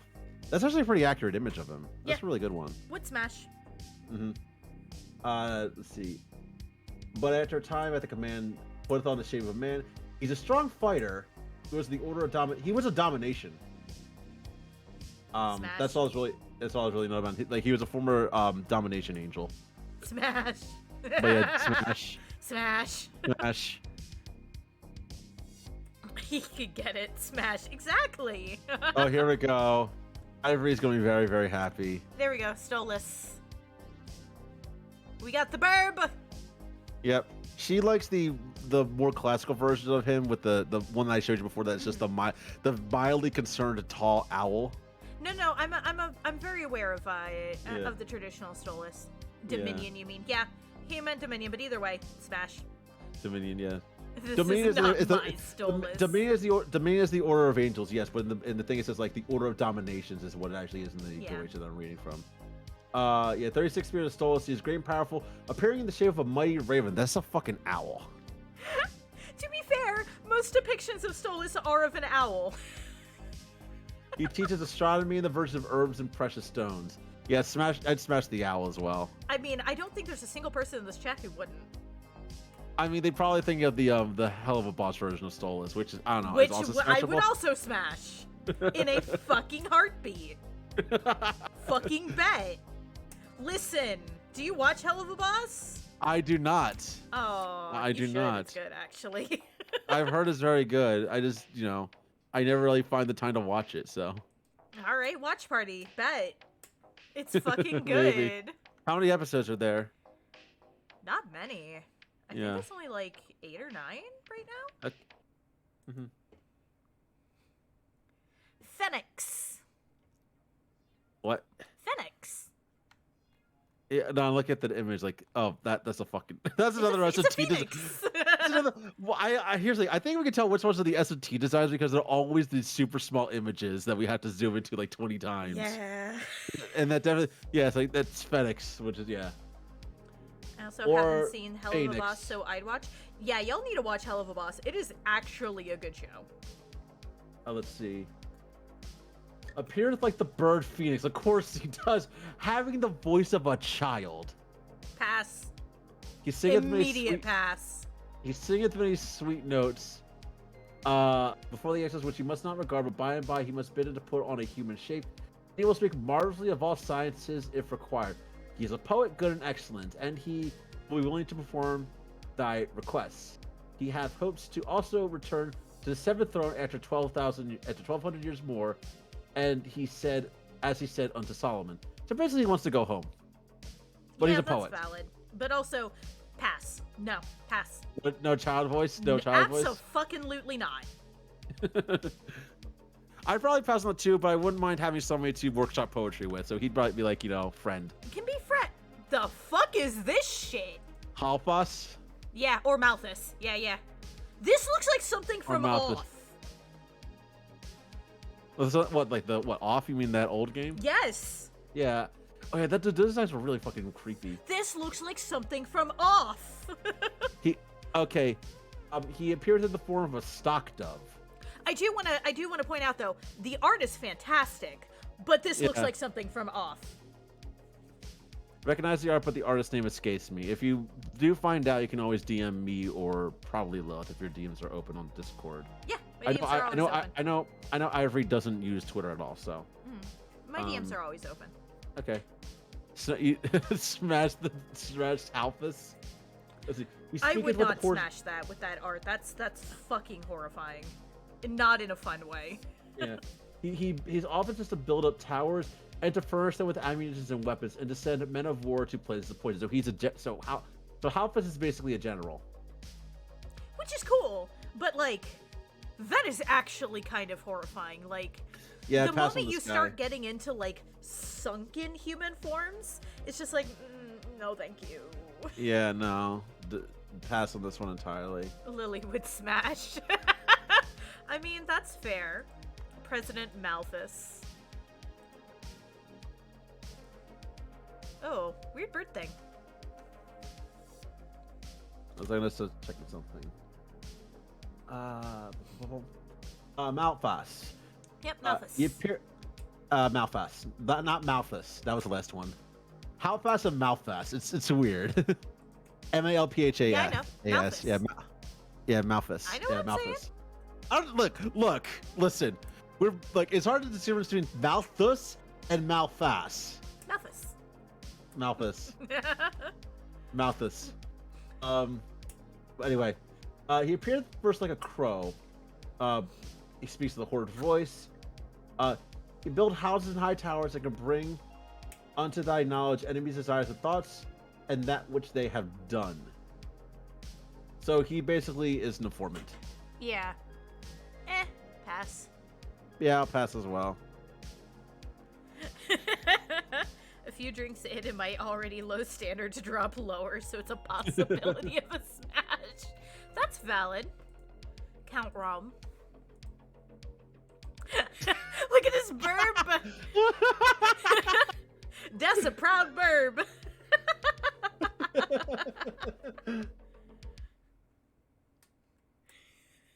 He starts off. That's Corvus. Yeah. That's Corvus. just DM Corvus and ask him if he knows who Rom is. Listen, I think I found your fam. Like, yeah, it's like King, like this demon is you.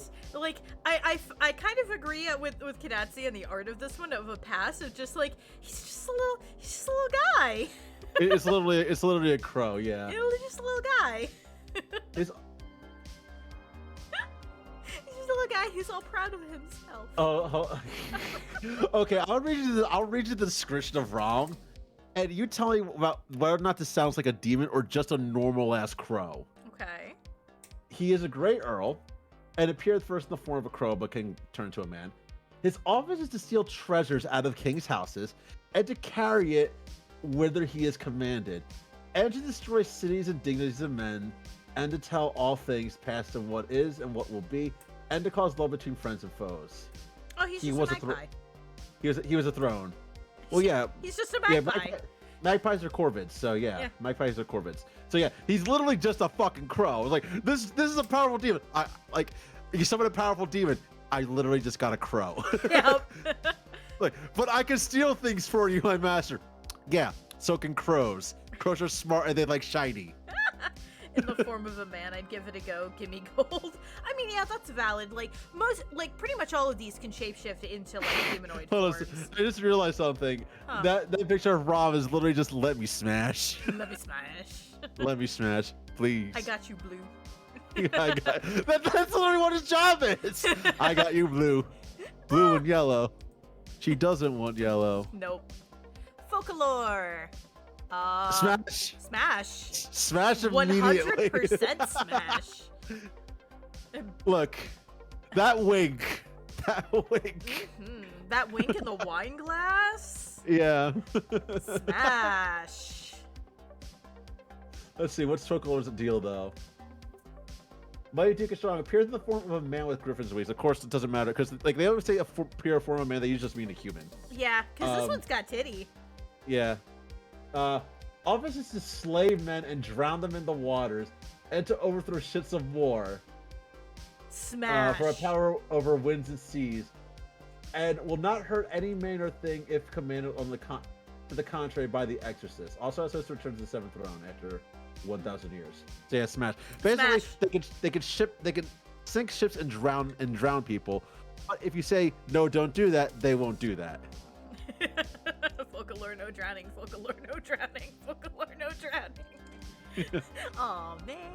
You hang out with Folklore. You hang out with Folklore. You go by the beach, and Folklore just looks at like somebody, like it's like, and you actually like be like, no, nope, no. You're not drowning anybody today. No.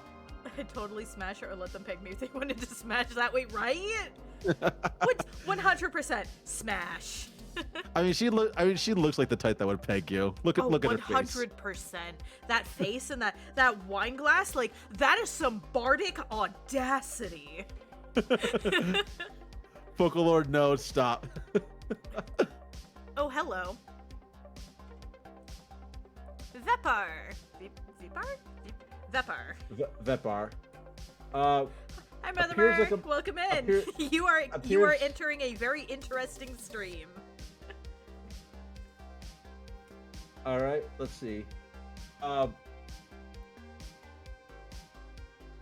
I think I'm not sure if something's cutting out on my end. There's a bit of a Discord jumblies. I'm not sure if you can hear me fine. I can hear you fine. Yeah. Okay, it might just be the audio that's like it might be just the background music that's kind of like getting a bit crunchy, but I can deal with it. Let's see. Vepar appears like a mermaid. Office is to govern the waters and to guide ships laden with arms, armor, and ammunition thereon. And at the request of the exorcist, he can use the seas to be right stormy and to appear full of ships. Also, he can make men die 3 days by putrefying wounds or sores and causing worms to breed in them. You know what? I was a smash right up until you got to the last bit. Oh, well, they cause people to die by festering wounds. Yeah, with worms infesting it? No. Oh. I mean that's what they could do if they're on your side, basically. I mean, yeah, but you have to take that into consideration, and you know what? Look, mermaid, I'd smash. I'd smash because mermaid. Why not? You know, I'd smash because mermaid, but the moment you get to like wounds festering with like worms in them, absolutely not. Also, Mother Goetic, no. relating to the Ars Goetia. Oh God, Ivory just reminded me of something. There's an interaction in S&T 5 where if you fight mermaid and try to talk to a mermaid with Belphegor in your party, Belphegor asks mermaid to unclog his toilet. That's great. Yeah, and mermaid is horrified. And now, Sabnok. Okay, smash. I mean, yeah, smash. Okay. Giant flaming dude, yeah. Smash. Let's see what can you do. We like fire. Armed soldier with a lion's head riding on a pale horse. Officers build high towers, castles, and cities, and to furnish them with armor. He can also afflict men for many days with wounds, with which sores are full of worms. Yeah. So also the sores thing. Never mind. No worms. Absolutely not. I know some people who are into that. I'm very aware of the fact that that's a fetish. That is not for me. I'm not into the swords and open wounds part, but no, what he looks like in that picture, smash. No, still with the worms. That's nope, hard limit. All right. Mother, they're demons. They are the 72 demons of King Solomon. Basically, the demons that King Solomon played Pokemon with by capturing them and throwing them into the box. Yep. Literally, gotta catch them all. Yeah. We have found Burb. Yep. Sean, Shax, or Shaz. Yeah, Shax. Yeah. I think most people just call it Shax, but here in the Goetia, it's Sean. Yeah, well, again, different cultures. Yeah. So in the form of a stock dove, speaking in a voice hoarse but yet subtle. So he has I guess he sounds like Batman. Where is she? It's a very hoarse but subtle voice. There's always just talks like this all the time. Just like Nathan Explosion, like that shit. Let's see. His office is to take away sight, hearing, or understanding of any man or woman at the command of the exorcist, and to steal money out of the houses of kings, and to carry it again in 1,200 years. If commanded, he will fetch horses at the request of the exorcist or any other thing, but he must first be committed into a triangle, or else he will deceive him and tell him many lies. He can discover all things that are hidden, and not kept by wicked spirits, and he gives good familiars. Meh, pass. Yeah, so basically he can render somebody blind, deaf, or dumb, and then steal their shit. Yeah. And then pay it back with interest in a couple hundred years. Yeah, but yeah, pass. Pass on that one? Pass. Yeah. You're Not pass on interesting enough. Deep voice and we'll give shiny sign me. I mean, you can have him, Raven. Pass. Vinay or Vinaya? Again, it's a furry. It's literally a furry. Let's see. From a lion riding on a black horse and bearing a lot of these guys are holding vipers too. A lot of the guys are holding snakes. His office is to discover things hidden, witches, wizards, and things present, past, to come. And also, he will build towers, overthrow great stone walls, and make waters rough with storms. That image is an edit. Yeah, I mean, yeah, it's obviously an edit, but it's a fucking furry. Yep. What do you mean? Yeah, I they, mean, like, it's a furry. Smash. yeah, smash. Like what? Like edit of what though? That's what I'm thinking. Like what is it originally edited from? I guess. Some art of some knight on a horse with a snake and a lion's head edited in. Yeah, yeah. I mean, it works. That's what he is. Yeah. What the fuck is? Bifrons. Hard That's pass a on that. Derpy ass face. That's the classic image of Bifrons. I know. Pass. Immediate pass. The horse I think is Boris Vallejo, a man responsible for a lot of classic fantasy art. Oh, nice. Mm-hmm. Might be Frank Frazetta though. Fair enough. Let's see. The 46th spirit is called Bifrons. He is an earl. It appears in the form of a monster. He can make you knowledgeable in astrology, geometry, and other arts and sciences, and teaches the virtues of precious stones and woods. Pass. Yeah, pass on him. Pass. Yeah. Listen, we are going to be learning plenty enough about woods through demonic Tinder. We don't need his help. Yep. Voil. Wow. Let's see. He got a camel face. Mm-hmm. And as far as Frazetta, their art is similar, and they're both pretty well known. Hey, fair enough. I'm impressed that you knew it. Yep. They just have a bunch of different versions of his name. Form of a mighty dromedary, so he's basically a camel man. Yeah, he a camel. It's Paimon's camel! Okay, you might be interested in this one. I like how they actually point out the fact that he's actually not fluent in the language. He speaketh the Egyptian tongue, but not perfectly. Literally, that's like one of his traits. Like, what is this guy about? Oh, he's he's like a level 3 on the Egyptian fluency chart or whatever it is. So he knows conversational Egyptian. So he knows Kemet. What's that? So he knows Kemet. Yes. His office is to procure the love of woman and tell things of past, present, and to come. Literally, he gets women to love you. I That's mean, all I would he not does. smash him, but I'd befriend him. Listen. Took some Egyptian and demon school. Yup. Listen, I'm just a very gay demon. It's fine. It's fine. Ivory has an incurable disease called the Big Gay. So yes, same.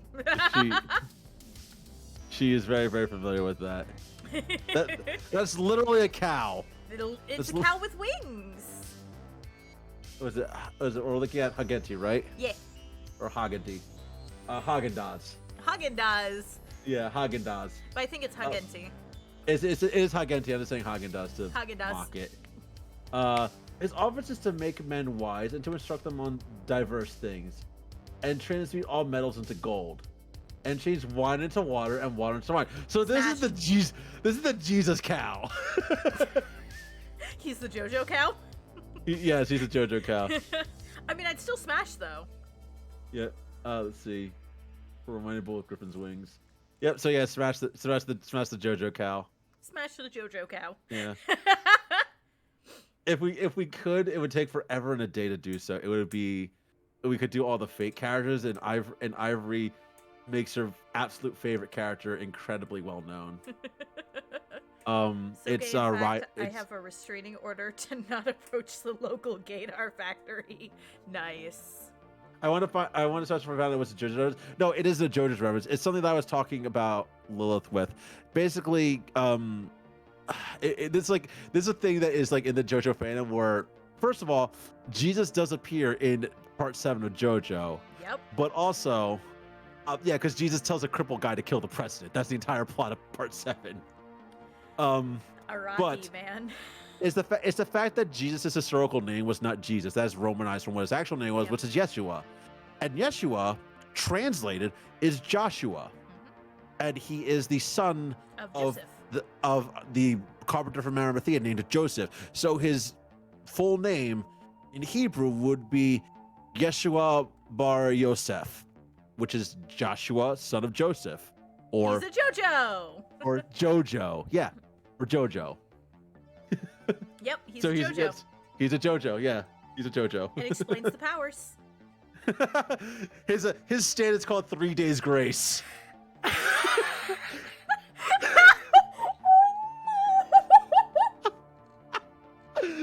What? Oh, I hate it.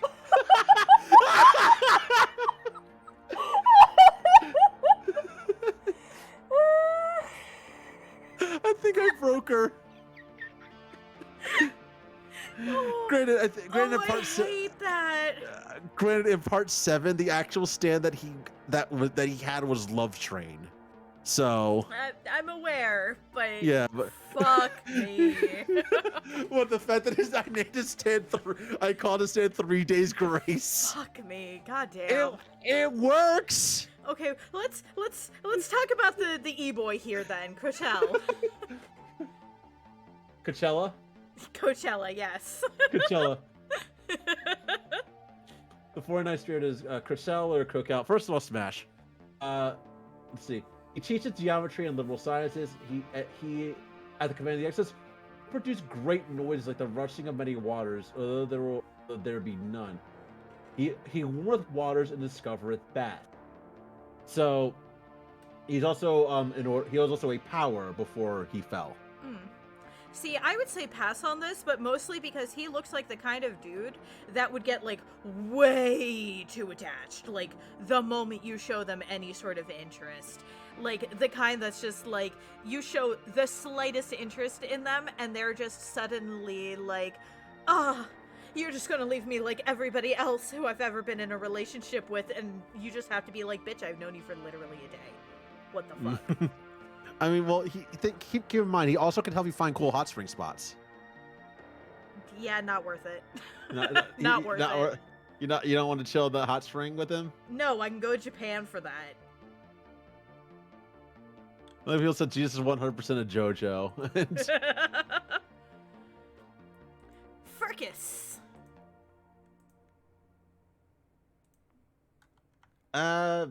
He looks boring. Yeah, pass. Pass. Oh, see, apparently forecast. Ivory sent you an infographic. What the fuck is this now? Give me 1 second. The infographic for the Jesus sex doll, apparently. It would probably be in. Did she send me something? I don't think so. I don't see it in Discord. Oh no, it's not safe for work off. It's okay. But also, honestly, pass. This guy looks boring. Oh Jesus, fucking Christ! I'm sending you that infographic now, so you had to suffer with me. I'll check it out later. It's the inflatable love-making Jesus. No, I'm familiar with what it's referencing. But like I said, I'll check Yeah. out the infographic later. It's ridiculous. I don't know what it's referencing at all. So. But Furcus. I'm passing on him based on design alone, but let's see what it, let's see what it Right? actually Like can he do. looks so boring. Yeah. I want to fuck a boring boomer.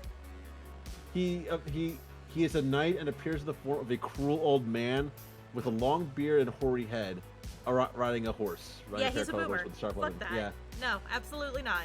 Go away. Pass. He teaches philosophy, astrology, rhetoric, logic, chiromancy, and pyromancy. Yeah, still not worth it.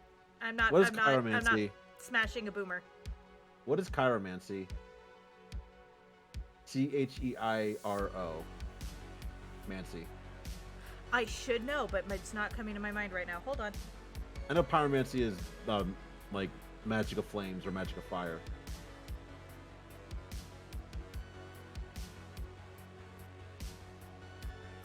Oh, it's palmistry. It's what? Palmistry. Which means what? I don't know. Reading people's palms. Oh, so he can read palms and also light and teach you how to light shit on fire. Yeah, from the sounds of it.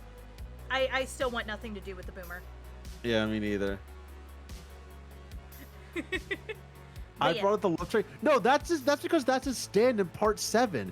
If you gather all the parts of Jesus that were scattered across America, and bring them together, you obtain love train, which allows you to misdirect any misfortune that may befall you or anything that you are protecting, and push it somewhere else. That's literally what love train does, and it's called love train.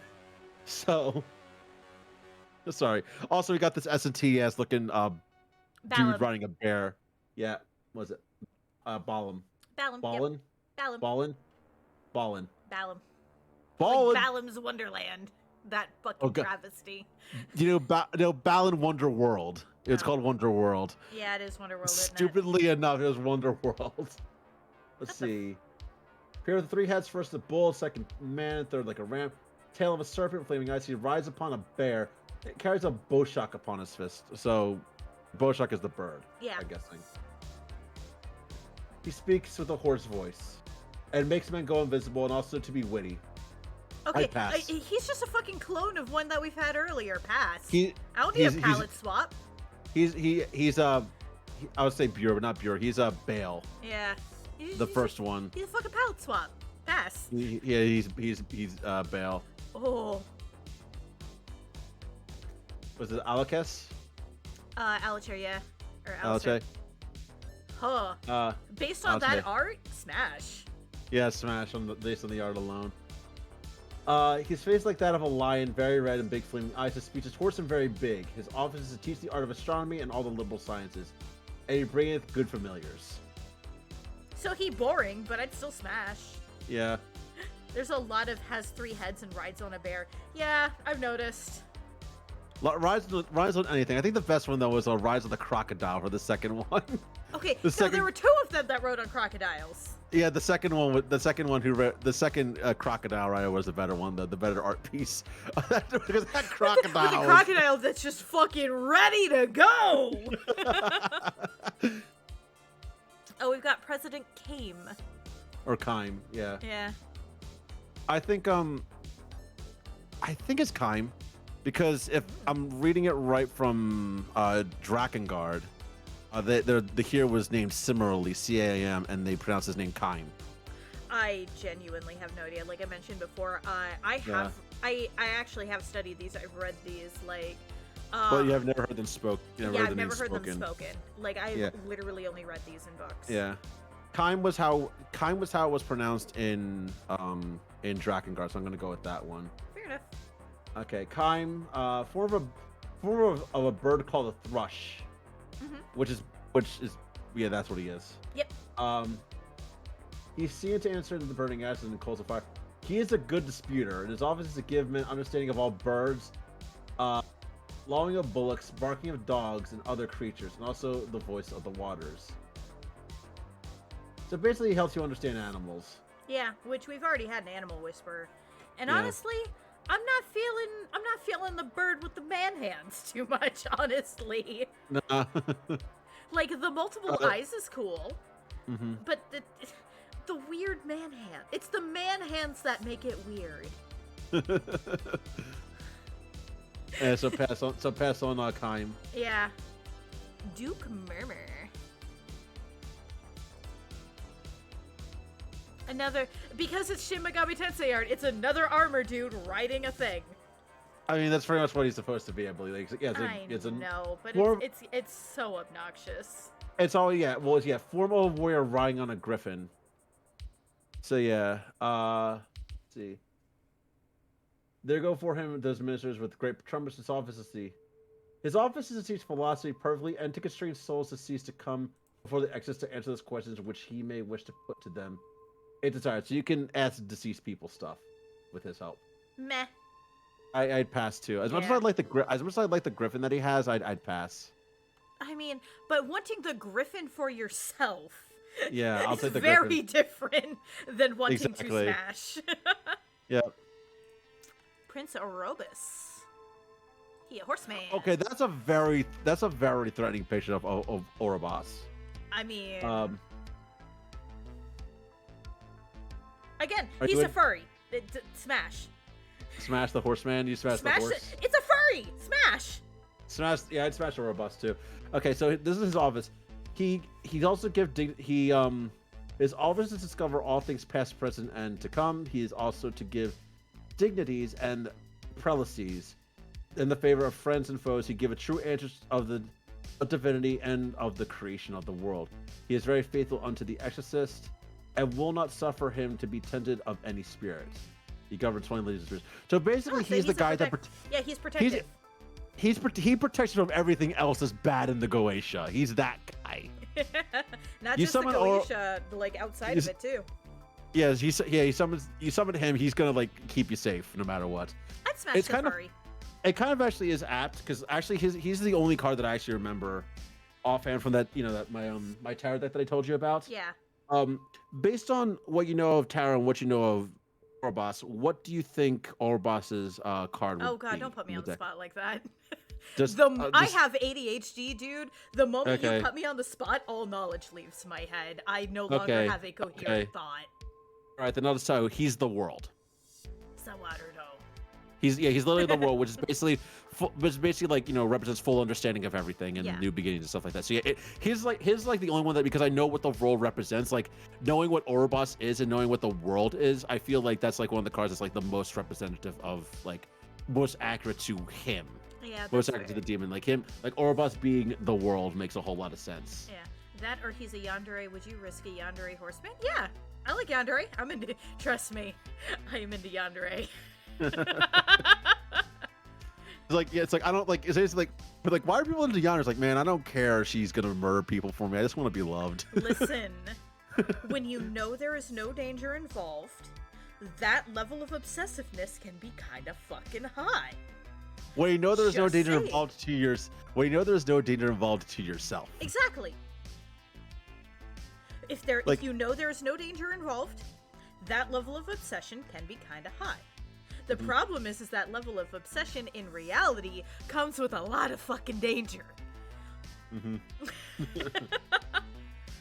Duke Gremory. This is actually a really pretty picture. She pretty. That looks like a Final Fantasy render almost. Nah, like it's not a Final Fantasy style. That is very pretty. No. Older Final Fantasy, like pre-6 Final Fantasy. Yeah, I'm aware of what you're talking about. That is nowhere near a mono art.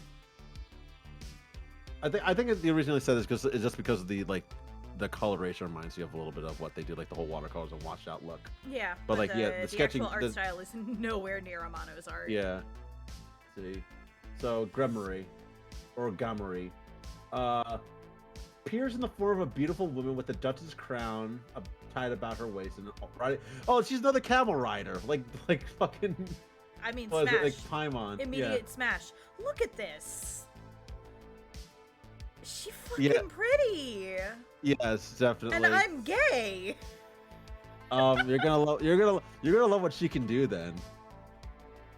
You can tell of all things past, present, and yet to come, and of treasures hidden and what those treasures actually are, and to procure the love of women both young and old. Yeah. So if you're into the Daisuke Oni-chan or the Ara One-san, she can help you find both.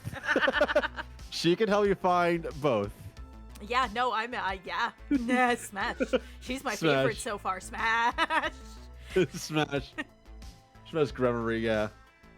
You don't get too many femme demons in the set. No, not really, but smash. President Ose. Oh, right, this guy. I actually like his SMT design better than the fucking Cheetah Man. I mean, this is a Cheetah Man, but well, I know what you mean. Yeah, the Cheetah Man and the fucking banana hammock. That's what I mean. No, this is fucking Jaguar Man. Yeah, let's see. Orboso. Let's see, what can he do? Offers is to make one cunning in the liberal sciences to get true answers. He can also to change man to any shape that the exorcist pleases to, so that he that is changed will not think any other thing that he is in verity to that creature or thing he is changed into. So basically, he changes you into a thing. It's true polymorph. He changes you into a thing, and you think that you are the thing. Exactly. It's weather report. It's heavy weather. And I mean, he's basically a furry, but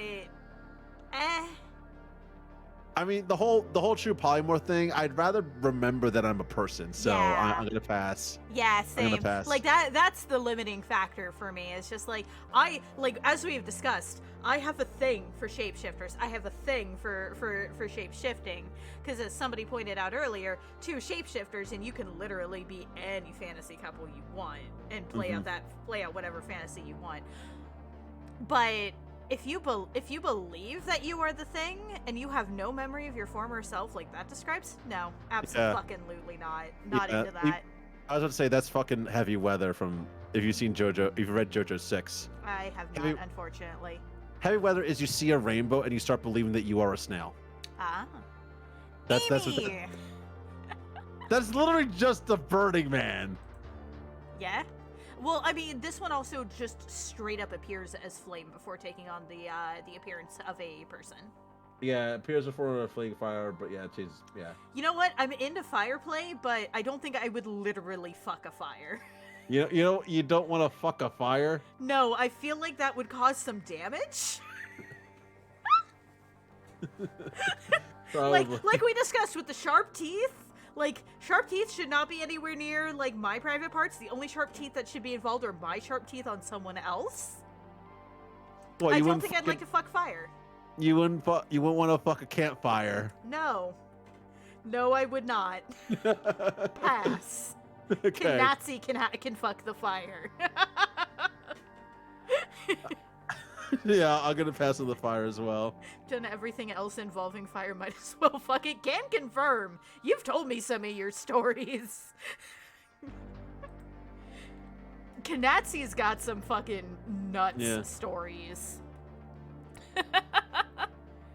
I know one time when I was camping, my friend spat in a citronella candle and it exploded in his face. That I believe. 100%. Like literally exploded in his eyebrows. Orias. He's another furry. Yeah, right. He's a more of a lion, riding a horse, mighty and strong. That definitely is a mighty and strong horse. Right. He has 2. This guy's weird. He's holding 2 snakes. Oh. He teaches the virtues of the stars and to know the mansions of the planets and how to understand their virtues. So basically, he teaches astrology. Yeah, he teaches astrology. So yeah, I'd smash. I was told I'm not allowed to do fire play. I can do cupping, but not fire play. I mean, I can see why people would say you're not allowed to do fire play, Lily. I know you. I mean, I'd smash, but it's kind of a boring smash at this point. Like, there's been so many of this thing, of this exact same. What nightly lion men? Yeah, or just lion men in general. Look, just get all of them together and have an orgy of lion men. It's fine. You know, I'd be into that. Dukevalafar. Ooh. Apula. That's a good artwork. That's a good design. Who are you? Okay. Who are you talking to? There's no Lily here. Dreader Lily. They are literally right there. Are you guys doing the whole like invisible mod thing again? Really? Jesus Christ. No, there's a fucking running joke that Lily is like an imaginary friend because everybody keeps forgetting that she's a mod. I mean, she is an imaginary friend. She joins multiple streams because I see her in Millie's Genshin streams as well. Let's see. Male lions often go gay with the homies. It's true. Let's see. We're looking at who is this again? This is Vapla. Vapla or Nafala? Let's see. Appearing as a lion with griffin's wings, his office is to make men knowing in all handcrafts and professions, also in philosophy. So he can basically just help you with whatever you're like, tasks around the house, basically. Mm-hmm. I mean, he's like smash. The ultimate handyman. Yeah, smash. I'd smash. It's because I don't reach out to put out the fire in a speed that comforts the bottoms I have practiced on. Again, like I said, I can see why people would say you're not allowed to do fire play, Lily. Is cooking a handcraft? I'm not exactly sure. No. It says handcrafts.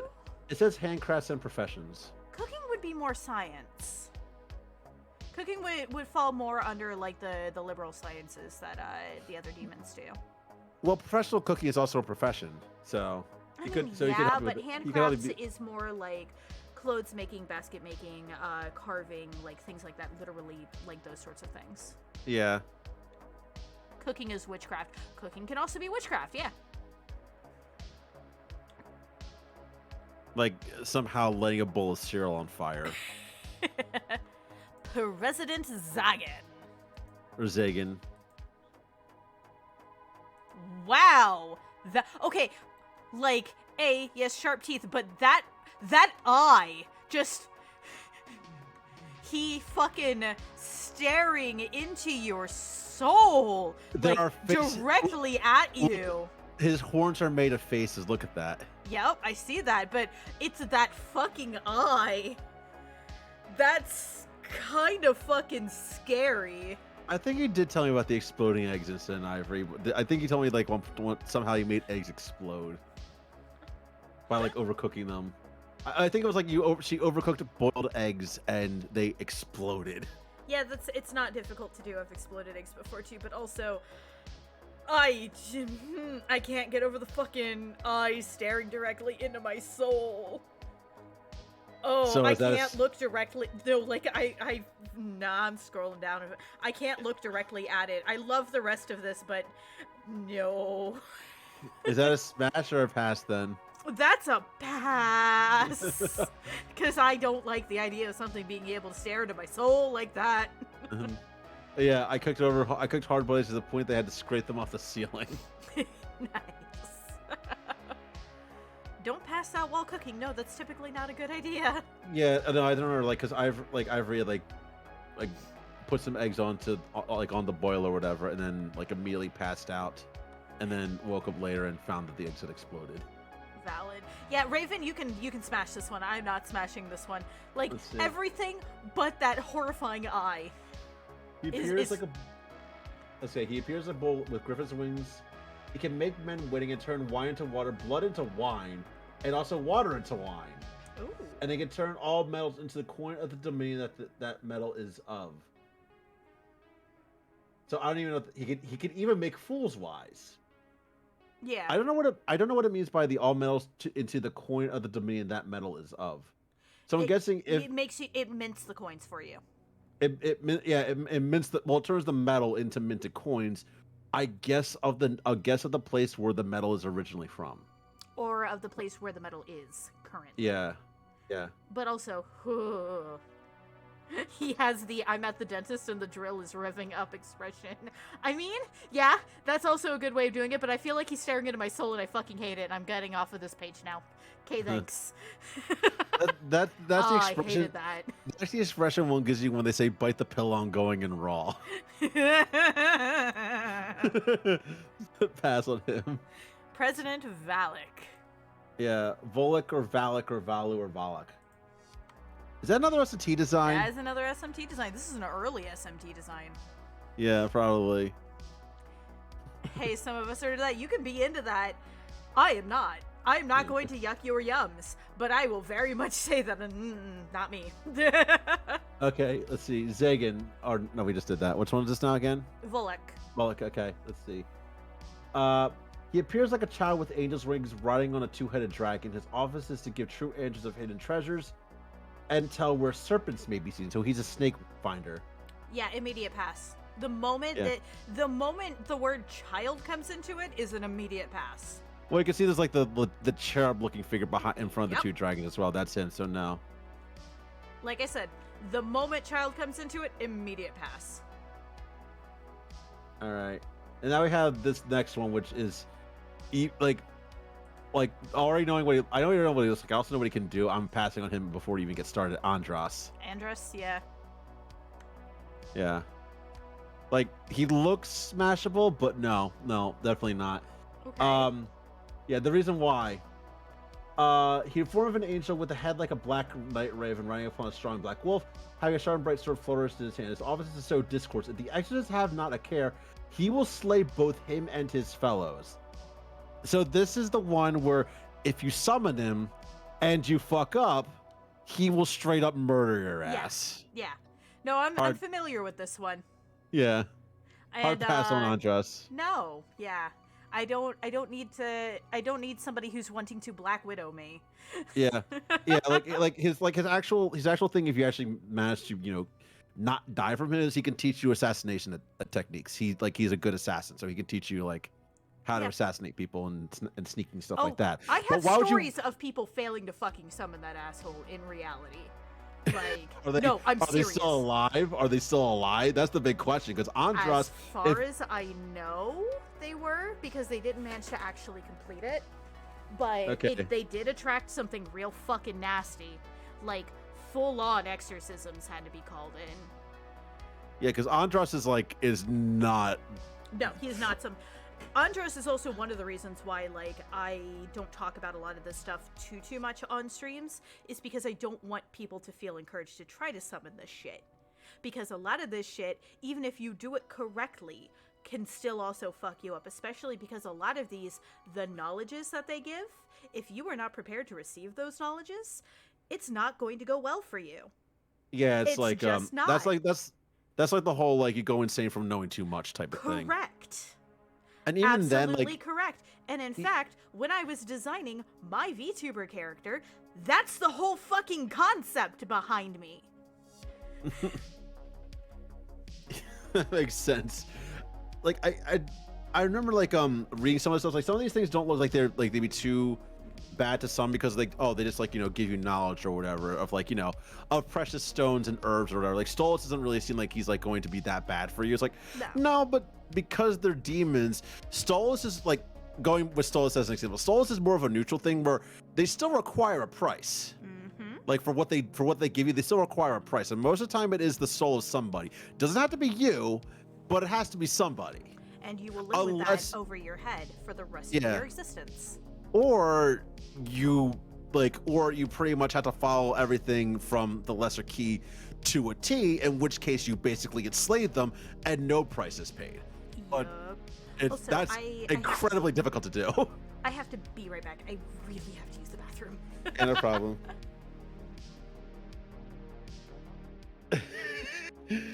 Demon appears. You only have a math handbook. Oh God, Ivory, what are you doing with? Why are you showing the math? Why are you showing the demon's math?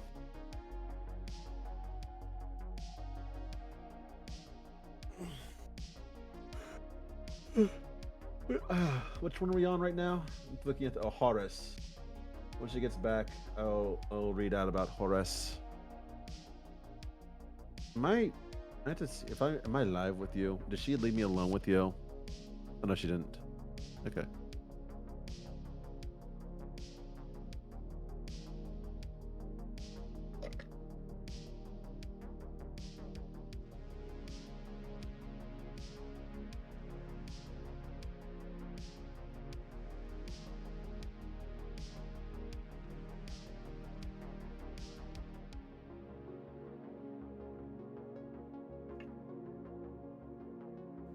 I have returned. Okay, good. You're back? Okay.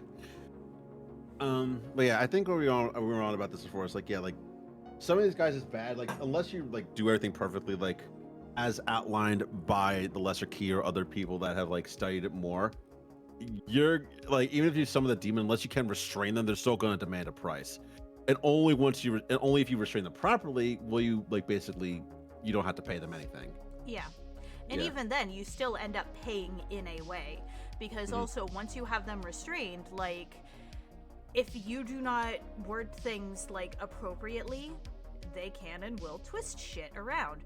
Or they may just interpret it differently than you do, because their minds do not work the same way that humans do.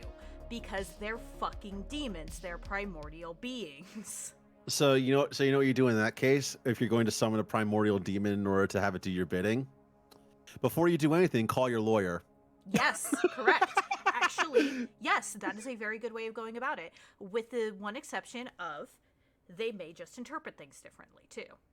Because, for Well, example, that's what the lawyer is for. Because the lawyer will be like, I know what you're doing. I do it myself. This is my job. As like lawyers are demons. Okay, every single lawyer is a demon in terms of negotiation. Have you read the terms and conditions of your average yes, phone I have contract? actually. The terms and conditions are basically a demonic wish. No, they're not that bad. They just get couched in legalese because humans like to pretend that they're smarter than they actually are. I just remember, was it the episode of Fairly Odd Parents where they were dealing with the genie, and Timmy said, "I wish I had a lawyer," and that ended up working. Man, It works. If you have a lawyer, they can't really do shit. I was gonna say, if you've seen interspecies reviewers, there's at one point towards the end of the series, I'm assuming you know what the concept of interspecies reviewers is. At one point in towards the end of the series, they go to a demonic brothel, and I forget, there's some basically the demons all there get a bad rap because of the fact that their entire brothel is basically run on contracts, and whatever contract you make with the demon there, they will follow to the letter. And usually it's because the patrons interpret the contracts differently than what the demons do, and if things are not laid out in a very specific fashion, then the contracts can turn sour for the patrons, which is why the demons have a terrible reputation. Even though if you know what you're getting into and how to properly write the contract, everything works out fine. Yeah. It's just that so that most people don't really realize how to do that. Yeah. Well, I mean, because again, that is just in general a very consistent thing, not only with demons, but also with powerful spirits from pretty much anything. I mean, after all, look at the concept of Jinn, which will maliciously misinterpret shit unless you manage to close every loophole. And of course, that's a very specific subsect of them. But that. Yeah. Again. It's a very human concept. That's the idea is that's why I said so if you really want to make a deal with any sort of supernatural forces that exist outside of our realm of understanding, you hire a lawyer. That's the first thing you do. You hire a lawyer because they can speak. But a lawyer can only go as far as understanding and speaking to how a human would interpret things, which is my point. Well, no, I'm just making sort of a fucking joke at this point with that. So, of course, a lawyer wouldn't be able to do everything, have complete understanding of how a demon mind works. But at the same time, a lawyer is a lawyer, and lawyers are demonic. Lawyers are every single person who becomes a lawyer actually ends up being a demon at some point. Nah, lawyers give demons a bad name. Trust me, you can keep your shitty mortals. Yeah, demon, because I'm demon and a lawyer. It's pretty much demon. All the lawyers are demons, and then demons whoa, hey, we're not as bad as those guys. Yeah, exactly. Giving us a bad name. Iris says, fits to a T, lawyers. Yeah. Y'all can keep your shitty mortals. Yeah. Anyway, Flaros. Flaros. Let me see where we got. Oh yeah, another jaguar with man hands. Yeah, the Horus, Havris, or Flora, or Floros. He's a great duke and appears in this verse like a leopard. Mighty, terrible, and strong. He can change into a human as well. Shaped with eyes with flaming fury and most terrible countenance. He gives true answers to all these past, present, to come. But if he be not commanded into a triangle, he will lie instead and deceive and beguile the exorcist and all these things, and such business. He will lastly talk of the creation of the world and the divinity and how he and other spirits fell. He destroyeth and burneth those who be the enemies of the exorcist. Should he so desire it, he will also not suffer him to be tempted by any other spirit or otherwise.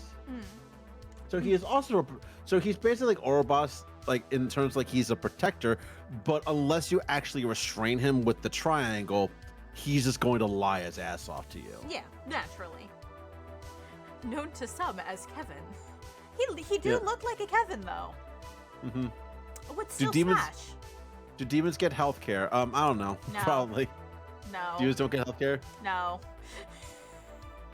I really wish we did, but no. Listen, once we're stuck in these shitty fleshy mortal forms, we're stuck to your own we're stuck to the mortal healthcare laws. It sucks. Yeah, but I think at that point you're basically forced to become like what the only jobs you can find like well what was your previous work experience? I was a demon. All right, you can work as a paralegal here for like what part-time 30 hours a week. Wow. Guess I can't become a lawyer then. I mean, lawyers probably get health care. They get taken better care of than we do. No, that's why I said you're the part-time paralegal who works for the lawyer at 30 hours a week.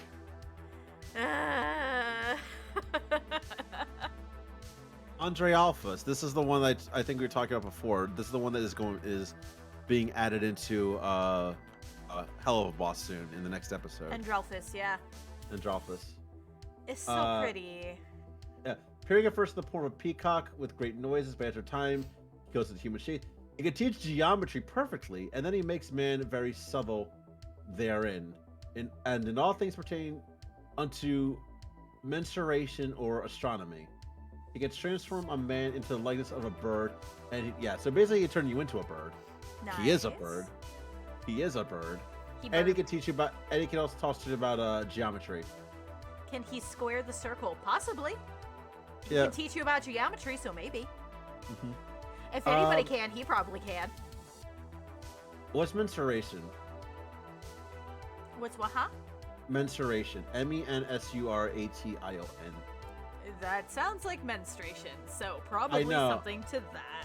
No, I don't think so. It's mensuration. It's probably not that. Like it says unto all things pertaining unto mensuration or astronomy. I'll look. Measurement. Why not? It's literally just measurement. It's just measuring things. Yep. Okay, so he's basically a math geek. Yeah, it's just geometry, which means he pretty but pass. You don't want to smash the nerdy. You don't want to smash the flamboyant nerd. No, because math makes my head hurt. I'd smash it. I'd smash the peafowl. You can smash the peacock. I ain't smashing the peacock. Yeah.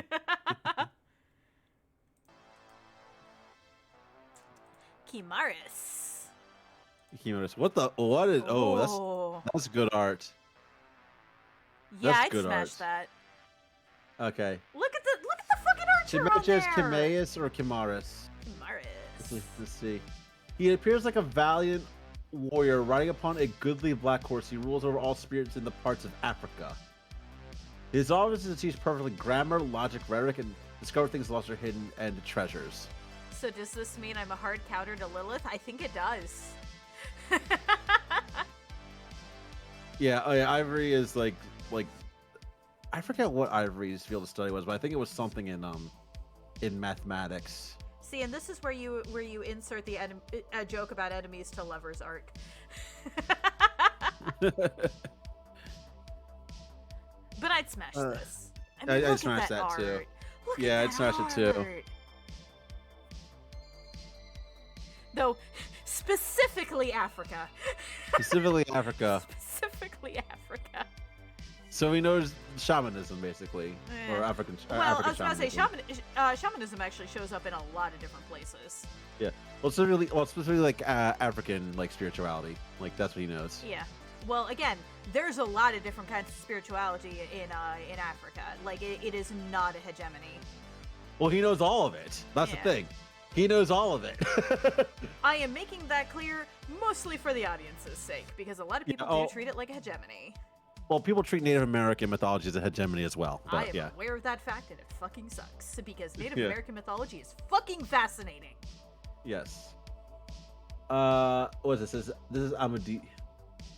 Yeah, Amdusius. Amdusius. Yeah, Amdusius. And he's a furry, which means smash. I have no issue smashing a furry. This is the first time we've actually had something named a unicorn. Yeah? Literally, he appears at first like a unicorn, then becomes a man. He uses trumpets and all musical instruments to be heard, but not soon or immediately. He can cause trees to bend and incline according to the exorcist's will, and he gives excellent familiars. So he can help you bend trees. He's a druid. Yeah, he's a he's a D&D druid. he's a druid. Yes. I think shamanism is actually more common in Asia. It is, but like specifically when you're talking about shamanism, yes. But a lot of people will consider things that they call like shamanic practices, aka things that that are effectively similar to shamanism, without actually being shamanism. It's, you know, considered something else.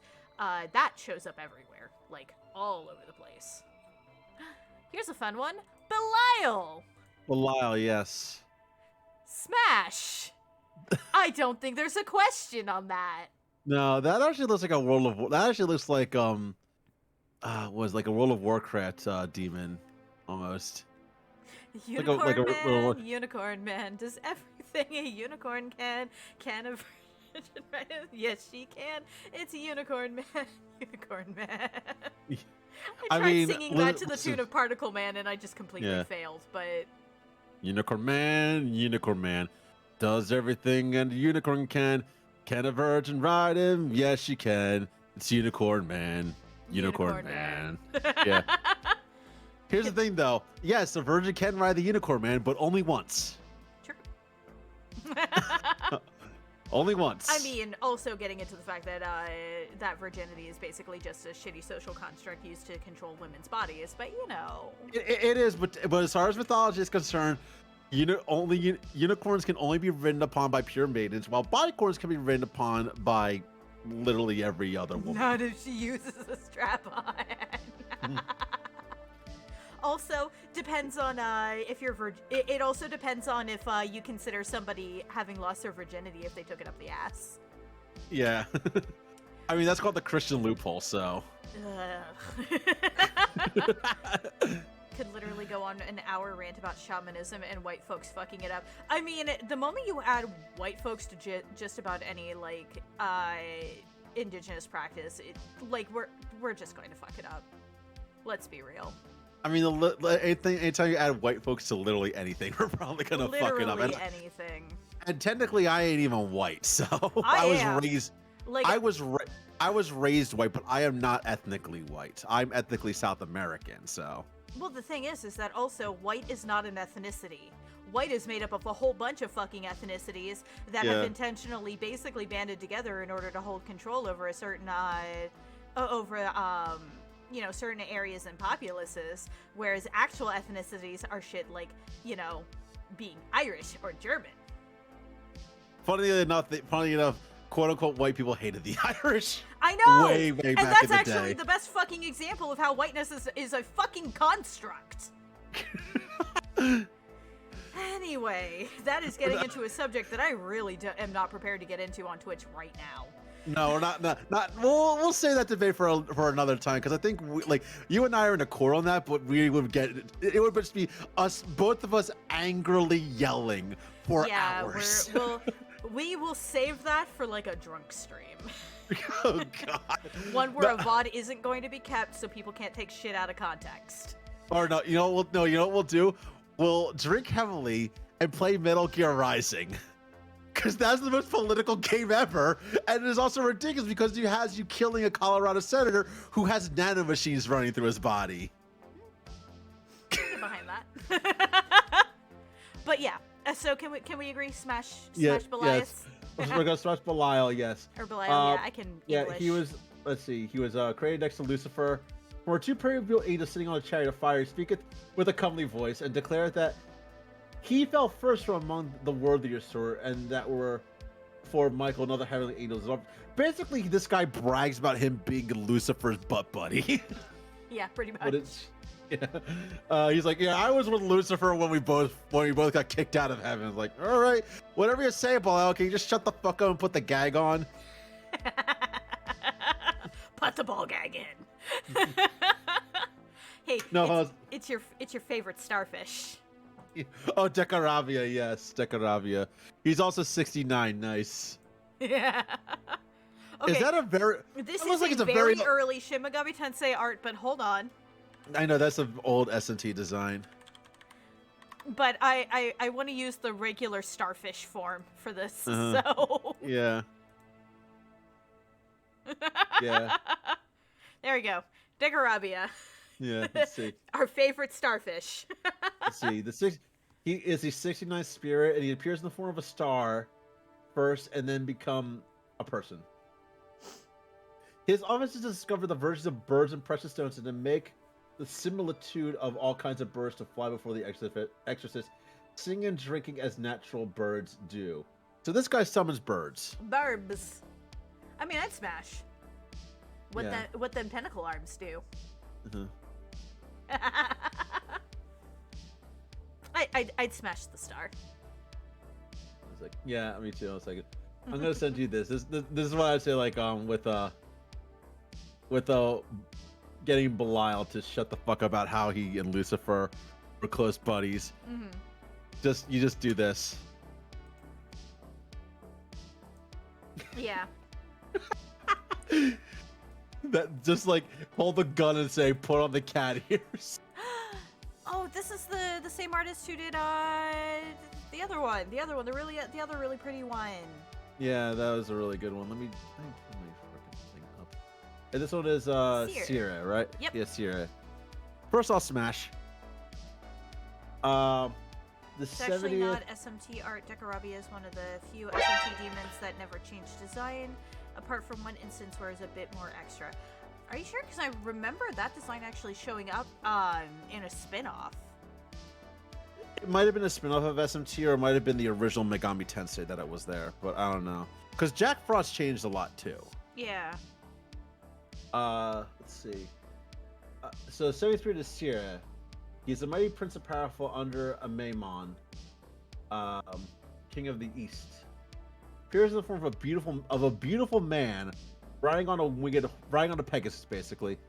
His office is to go and come, and to bring abundance of things to pass on a sudden, and to carry or recarry everything whither thou wouldst have it to go, or whence thou wouldst have it from. He can pass over the whole earth, in the twinkling of an eye. Mm-hmm. And give it the true relation of all sorts of theft and the treasure hid and many other things. He is of an indifferent good nature, and is willing to do anything which the exorcist desireth. So he's neutral good. I mean, would smash. Basically, he's neutral good. He's also a courier. That's his entire job. He's like, he delivers shit and picks up shit for you. Yeah, like I said, absolutely would smash. I'm at least sure it wasn't a mainline Atlas game. Yeah, no, I don't think it was a mainline. I think that was from a spin-off. But I am like 99% sure that that's a, that is a Shin Megami Tensei design. I just don't fucking know what game it's from. Yeah, there's a bunch of them. Speaking of Shin Megami Tensei, you know what pissed me off one time, like recently? I think I showed this to people on my Discord. There was an image of Polygon's article. Basically said, they said it is technically true, but at the same time infuriating. When they announced that, you know about the Soul Hackers 2 is coming out, right, this year? Polygon, or I think it was either Polygon or someone, I think, yeah, definitely Polygon or Kotaku, one of the two, basically said Persona spin-off series, Soul Hackers. And what if Persona, but 2 online? I'm like, have you guys never fucking heard of Shin Megami Tensei? Nope. Granted, the IGN review, Persona 5 without the heart, is what they called Shin Megami Tensei 5. Wow. You weren't here. You didn't witness this, and I think I uploaded it to my YouTube channel because that's when I was still like uploading VOD archives. But before I started SMT5, I did 2 things. One, I opened up my I did an unboxing of the SMT5 Fall of Man edition, like the collector's edition pack, which came with like a bag and some other cool shit. Mm-hmm. And then I also did a drinking game where I read through the entire IGN review of Shin Megami Tensei 5 and took a drink whenever they mentioned Persona. Ugh. I had 6 drinks by the time I was done. I mean, on the one hand, I can't say that I blame them because Persona 5 really did launch those games more into the mainstream. Because let's be real, as amazing as pretty much anything Atlas puts out is, Shin Megami Tensei is a very niche series. Persona was a very niche series. Yeah. I was gonna say S&T is such a neat series that it gets compared unfavorably to Pokemon when Pokemon ripped off S&T. It did. And then, of course, you get into the even lesser-known spin-offs, like my personal favorite, Digital Devil Saga.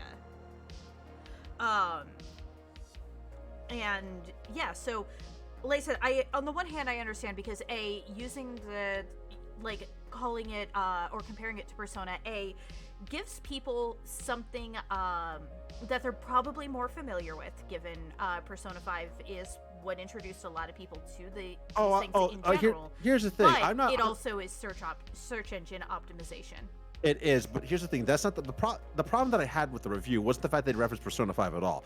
That makes sense because more people are familiar with Persona 5. They're familiar with the fact that even though it wasn't mainline S&T games for the longest time, the whole DM recruiting system, that most people became familiar with it through Persona 5 and the DM recruiting system in that. Mm-hmm. So they would say, like, yeah, if you're familiar with Persona 5's DM recruitment, then you'll know how to do the same thing in S&T. That's fine. That's a good comparison to make, especially because these journalists expected most of their audience to have an extremely small reference pool, and they're mostly right because people are stupid. But the problem is that people are stupid. You can't blame people for not being able to access an old niche series. Well, no, it's like you can't, like, it's more like they can't understand something unless it's being compared to something else. It can't just stand on its own as a mechanic. The problem that but again, if you're doing something, I am actually flatly disagreeing with that statement. That is not stupidity. That is an integral part of communication. Because if you just say, oh, it's this, and somebody has never encountered a mechanic like that before, they are not going to have any clue what you're talking about. If I said a devil recruitment mechanic, that can mean just about anything. Shin Megami Tensei goes about it in a very specific way, and being able to compare it to something that people are already familiar with is effective communication. And I do not agree with and I 100% do not agree with boiling it down to, oh, people only understand it if it's compared to something because they're stupid. That is flatly incorrect. I think for me, that's just it. I'm tired of seeing it with specifically difficulty, where everything gets compared to Dark Souls when they just mean a difficult game. Yes, but that is its own whole thing. Like calling something, the Dark Souls of blank is a meme for a fucking reason. Yes. But comparing something as in going like, oh, devil recruitment mechanic, like in XYZ thing, like that is an apt comparison. Yeah, they did say that the monster collection mechanic was like Pokemon, which is kind of true. But it very much is. The problem was that the problem with the review that I had was not the fact that it referenced things. It was the fact that it referenced things in a way that was to discredit the thing that they're trying to review. Every single time they mentioned Persona 5 was a way to say how Shin Megami Tensei 5 fell short of Persona 5. Like, oh, it doesn't have the same story. It's not as basically saying every single time they mentioned Persona 5 was a way to say this game is not as good as Persona 5. 8 out of 10. I'm like, I mean, again, for I don't like games journalists in general, but to, I guess, play devil's advocate, I can actually see again where that's coming from. Because these are very long JRPGs made by the same company. And for people who probably aren't familiar with the differences both in storytelling and gameplay between the Shin Megami Tensei series and the Persona series, that is an apt comparison. And going, hey, this game in the same genre by the same company is not as good as this other game in this genre by this company, is again very apt for people who are not entrenched in it. It may suck for people who are entrenched in it and are very familiar with the series. Yes, absolutely. But for your average person, which is what these reviews are for, I don't blame them for writing it like that. Yeah, and I regard it like I was saying like didn't like the review because it was comparing on how it was inferior to Persona, not because it mentioned Persona.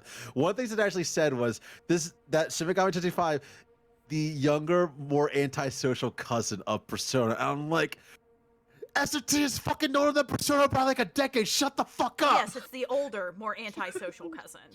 Yeah. It's like... But they're fucking spot on. It is, in fact, the more antisocial cousin. Those games are fucking hard.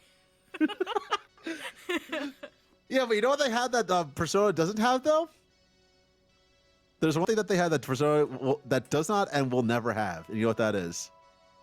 I could think of a lot of things. What in particular? Dante from the Devil May Cry series. That's true. We had that. Persona doesn't.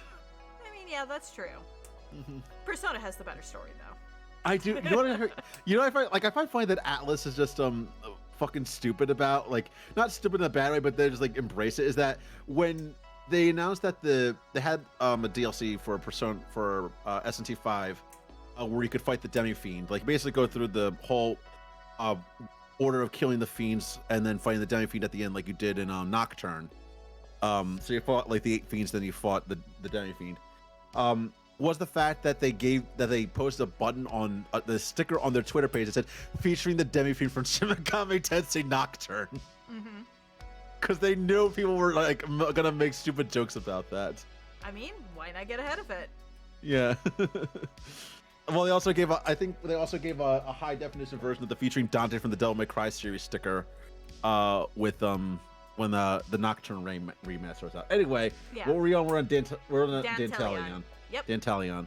And just off of that picture alone, I'd smash. Yeah, smash 2 on that guy. Let's see. Let's see. Arts and Sciences. Let's see.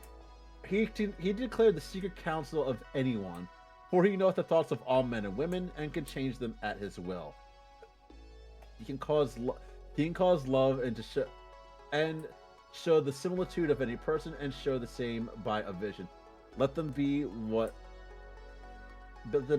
part of the world they will. So basically, he can teleport people, and he can also crime knife people. Yeah, he's also Yeah. he's also just psychic in general. Yeah. Well, no. Like, you know what crime knifing is? Like, I'm pretty sure. This is a joke that's been going on since I finished Persona 5 Royal on my stream and watching my other friends play Persona 5. Is I call the process of what the fans of these are doing to people crime knifing. I see. Which comes from, I think, Jello Apocalypse's video on Persona 5, where he says where Joker jumps into people's minds and politely slaps them with his crime knife to prevent them from criming. I So, mean, yeah. it's not entirely wrong. And last but not least, Andromalius. First, I'll smash. Yeah, I'd smash that. Dramalius. He's about to smash something. Look at that fucking hammer. Yeah. He's about to smash him. No, I'm about to smash him. Porque no See. los dos. His office is to bring out both the thief and the goods which be stolen, and to discover all wickedness and underhanded dealing, and to punish all thieves and other wicked people, and also to discover the treasures that be hid. So he's a virtuous demon. He's a demon that fights for justice. Justice. Again, I'd smash. Yeah, smash. But yeah, let's see. I think that is all of them. That is Yep, that's all every 72. single. That's all 72. I think the other ones I was thinking of that are like, I guess would be included, like not necessarily part of like the 72 Goetia, but it's like other popular demons are like what's the one I'm thinking of? Oh, Belphegor. Is it Belphegor? Not Belphegor, maybe. Not Belphegor. I think you know the one I'm talking about. The one that's basically the goat-headed man that's just cross-legged with one hand holding 3 fingers. Oh, Baphomet. Baphomet, yes. You have a plus with the guy. Yes, I do. He's very Yes, you- cuddly. Which was gifted to me on Throne, and Yes. I treasure it eternally because of that. Mm-hmm. Would you smash Baphomet? Yeah, I'd smash Baphomet. Probably me too. I'm also gonna say Lilith, the mother of demons. I don't know. I mean, that's my mom. I mean, is she off the market? I don't know, you'd have to ask her, but I think that has to be an immediate pass on my end. I mean, I'd probably smash Lilith. I'm trying to think of other ones that exist. I know there's like all the ones that are associated with the 7 deadly sins, but I think one of them is just Lilith, Bale. Adam's ex-wife, because she was too dummy and didn't take any of his shit. Yep. That's it, yeah. Was it? Yeah. So wasn't she kicked out because she didn't obey him? Correct. She wanted. Well, it depends on the story, and again, this has actually evolved. So the evolution of Lilith as a concept is fucking fascinating, because Lilith originally started out as a class of demons, that then over time kind of got consolidated down into one figure, who then mythologically became the first wife of Adam. And depending on the telling, the reason why she was kicked out is because she wanted to be on top in sex. But like the actual history behind the figure of Lilith is fucking fascinating.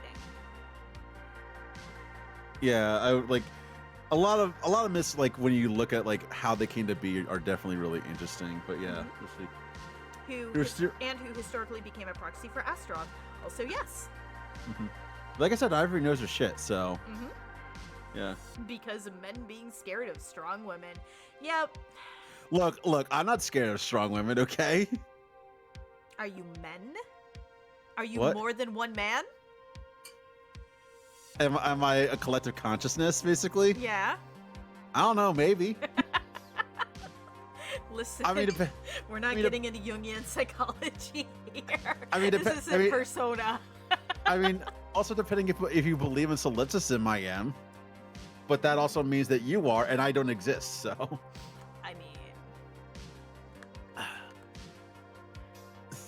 I mean. Yes.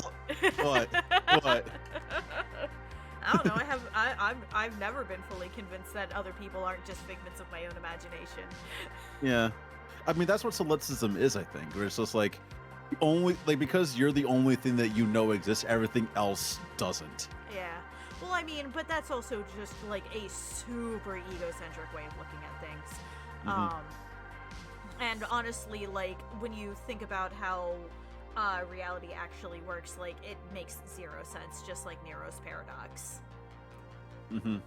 Are you familiar with Nero's paradox? No, I'm not. Like I said, the only thing I really know anything about is solipsism, and that's like just like a soul of thought, which is like something kind of interesting to entertain, but also like again doesn't hold up to much scrutiny. It's just like something like philosophically, it's an interesting thought experiment to just like entertain the idea of solipsism, where it's like, if you're the only being that exists in the universe, then what the hell does that say about you, that you believe all these, like, whatever happens to you is your own doing? Like, why do you want all these misfortunes to happen to you, or why do you want all these good things to happen to you, and why do you believe all these other people are acting the way they do? Because you're controlling them. Because like, it's stimulation like that kind of thing. and you are vividly hallucinating, because our brains are fucky as fuck. Yeah. They are literally just salty bags of flesh. Of electrified flesh piloting a fucking meat mecha. But Nero's paradox is basically that all movement is an illusion. Because, for example, if you were to step from your doorway to get to your mailbox, right? To get your mail. In order to get to your mailbox, first you'd have to make it halfway between you and your mailbox. But in order to get to that, you'd first have to make it halfway between that point and, you know, where you currently are. And it basically just keeps subdividing down by halves over and over and over again. And because you can theoretically infinitely have the distance, everything is infinitely far, and thus all movement is an illusion. Which, I mean, kind of makes sense in the, like, weird internet troll logic, but simple observation through any means that we have available to us proves that to be false. So Yeah. I was triggered. I was triggered. Oh god. Yeah, it's like, I think I was having this discussion with Millie at some point. I forget why we were talking about this. Like, we were talking about extraterrestrial life at one point. It's like, do we believe that aliens? Just like, I mean, yeah, you have to be stupid to not believe that, but you also have to realize that they're too far away to actually be able to interact with us on a reasonable level because of how spread out the universe actually is. And then there's also and then I think I put forth the idea that even if the alien life was able to travel to us and could interact with us, they probably wouldn't, because the second they step foot here, we'd either want to kill them or fuck them. Probably both at the same time. probably. It's like we are the Eldar. We will create Slanesh. But there's also the alternate theory that we're just early. Like, for example, you know, in games that explore the concept of, like, exploring space, there's usually some sort of, like, forerunner race that happened and then, like, went extinct and disappeared and left all their relics everywhere.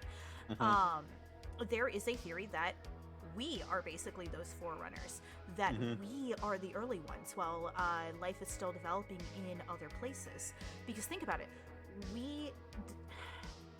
in terms of the grand time scale, we're actually, like, pretty young in terms of things. Like, in terms of all things that could theoretically exist in the universe over time, like, we are pretty young.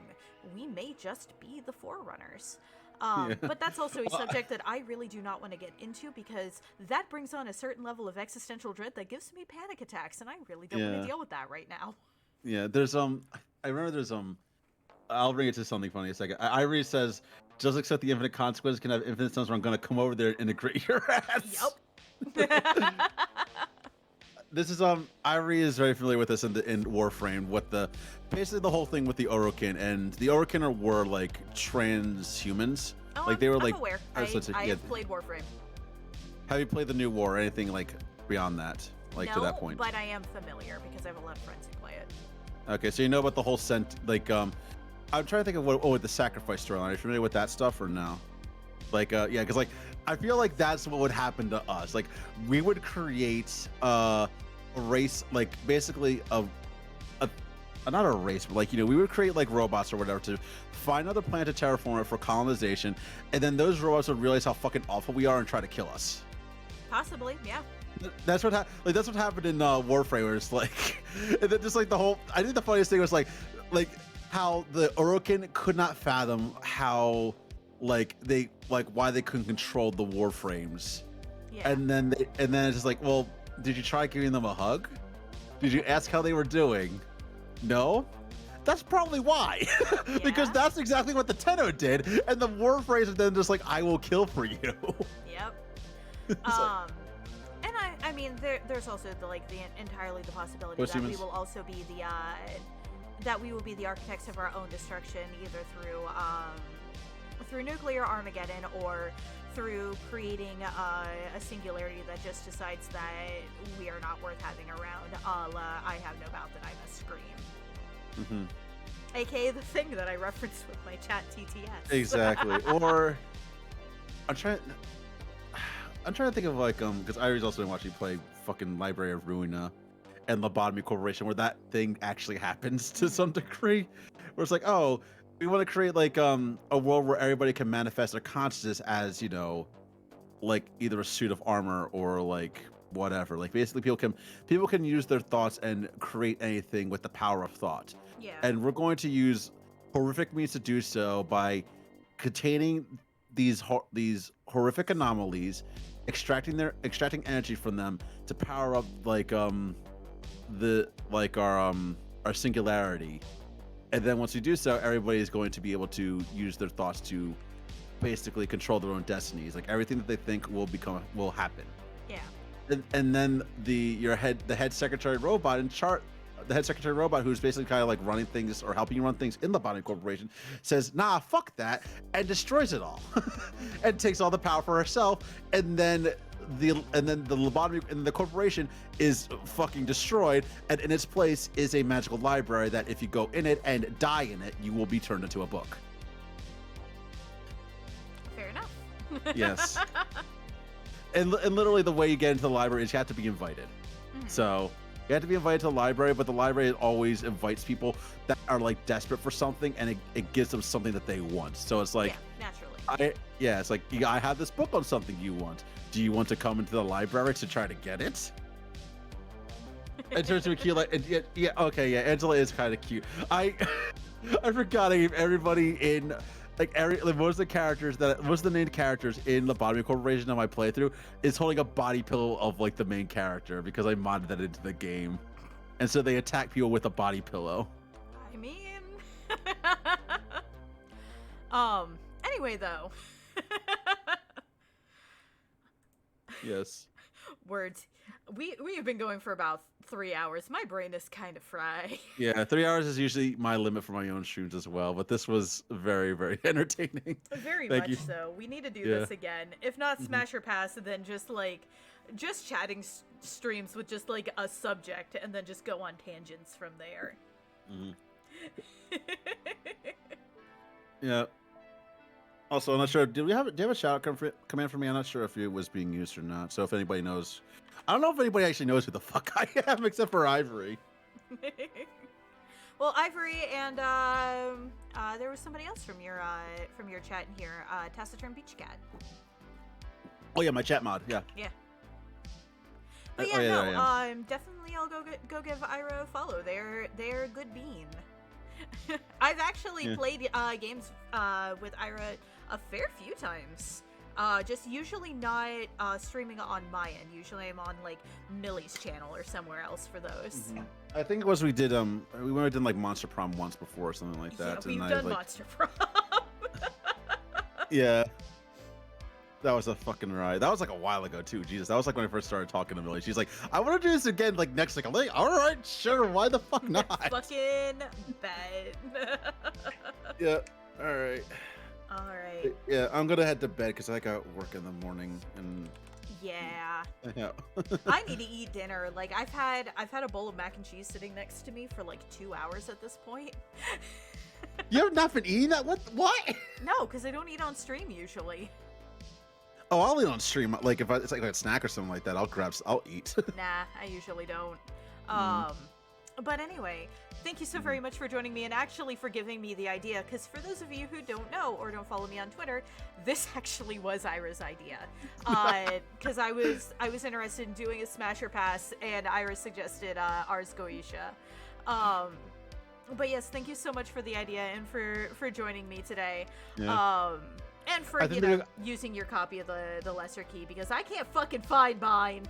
Yeah, I think the conclusion that we drew here is that we're both really down bad for all of these demons. I am full on a monster fucker. Like that's not a surprise. Mm-hmm.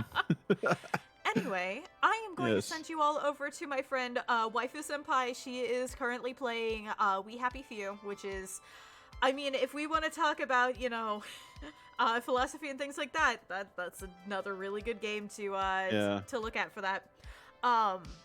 But thank you all so very much for joining me, and I hope you all have a wonderful rest of your evening. Remember to eat, stay hydrated, take your meds, and I will see you all again tomorrow. Bye-bye. Bye.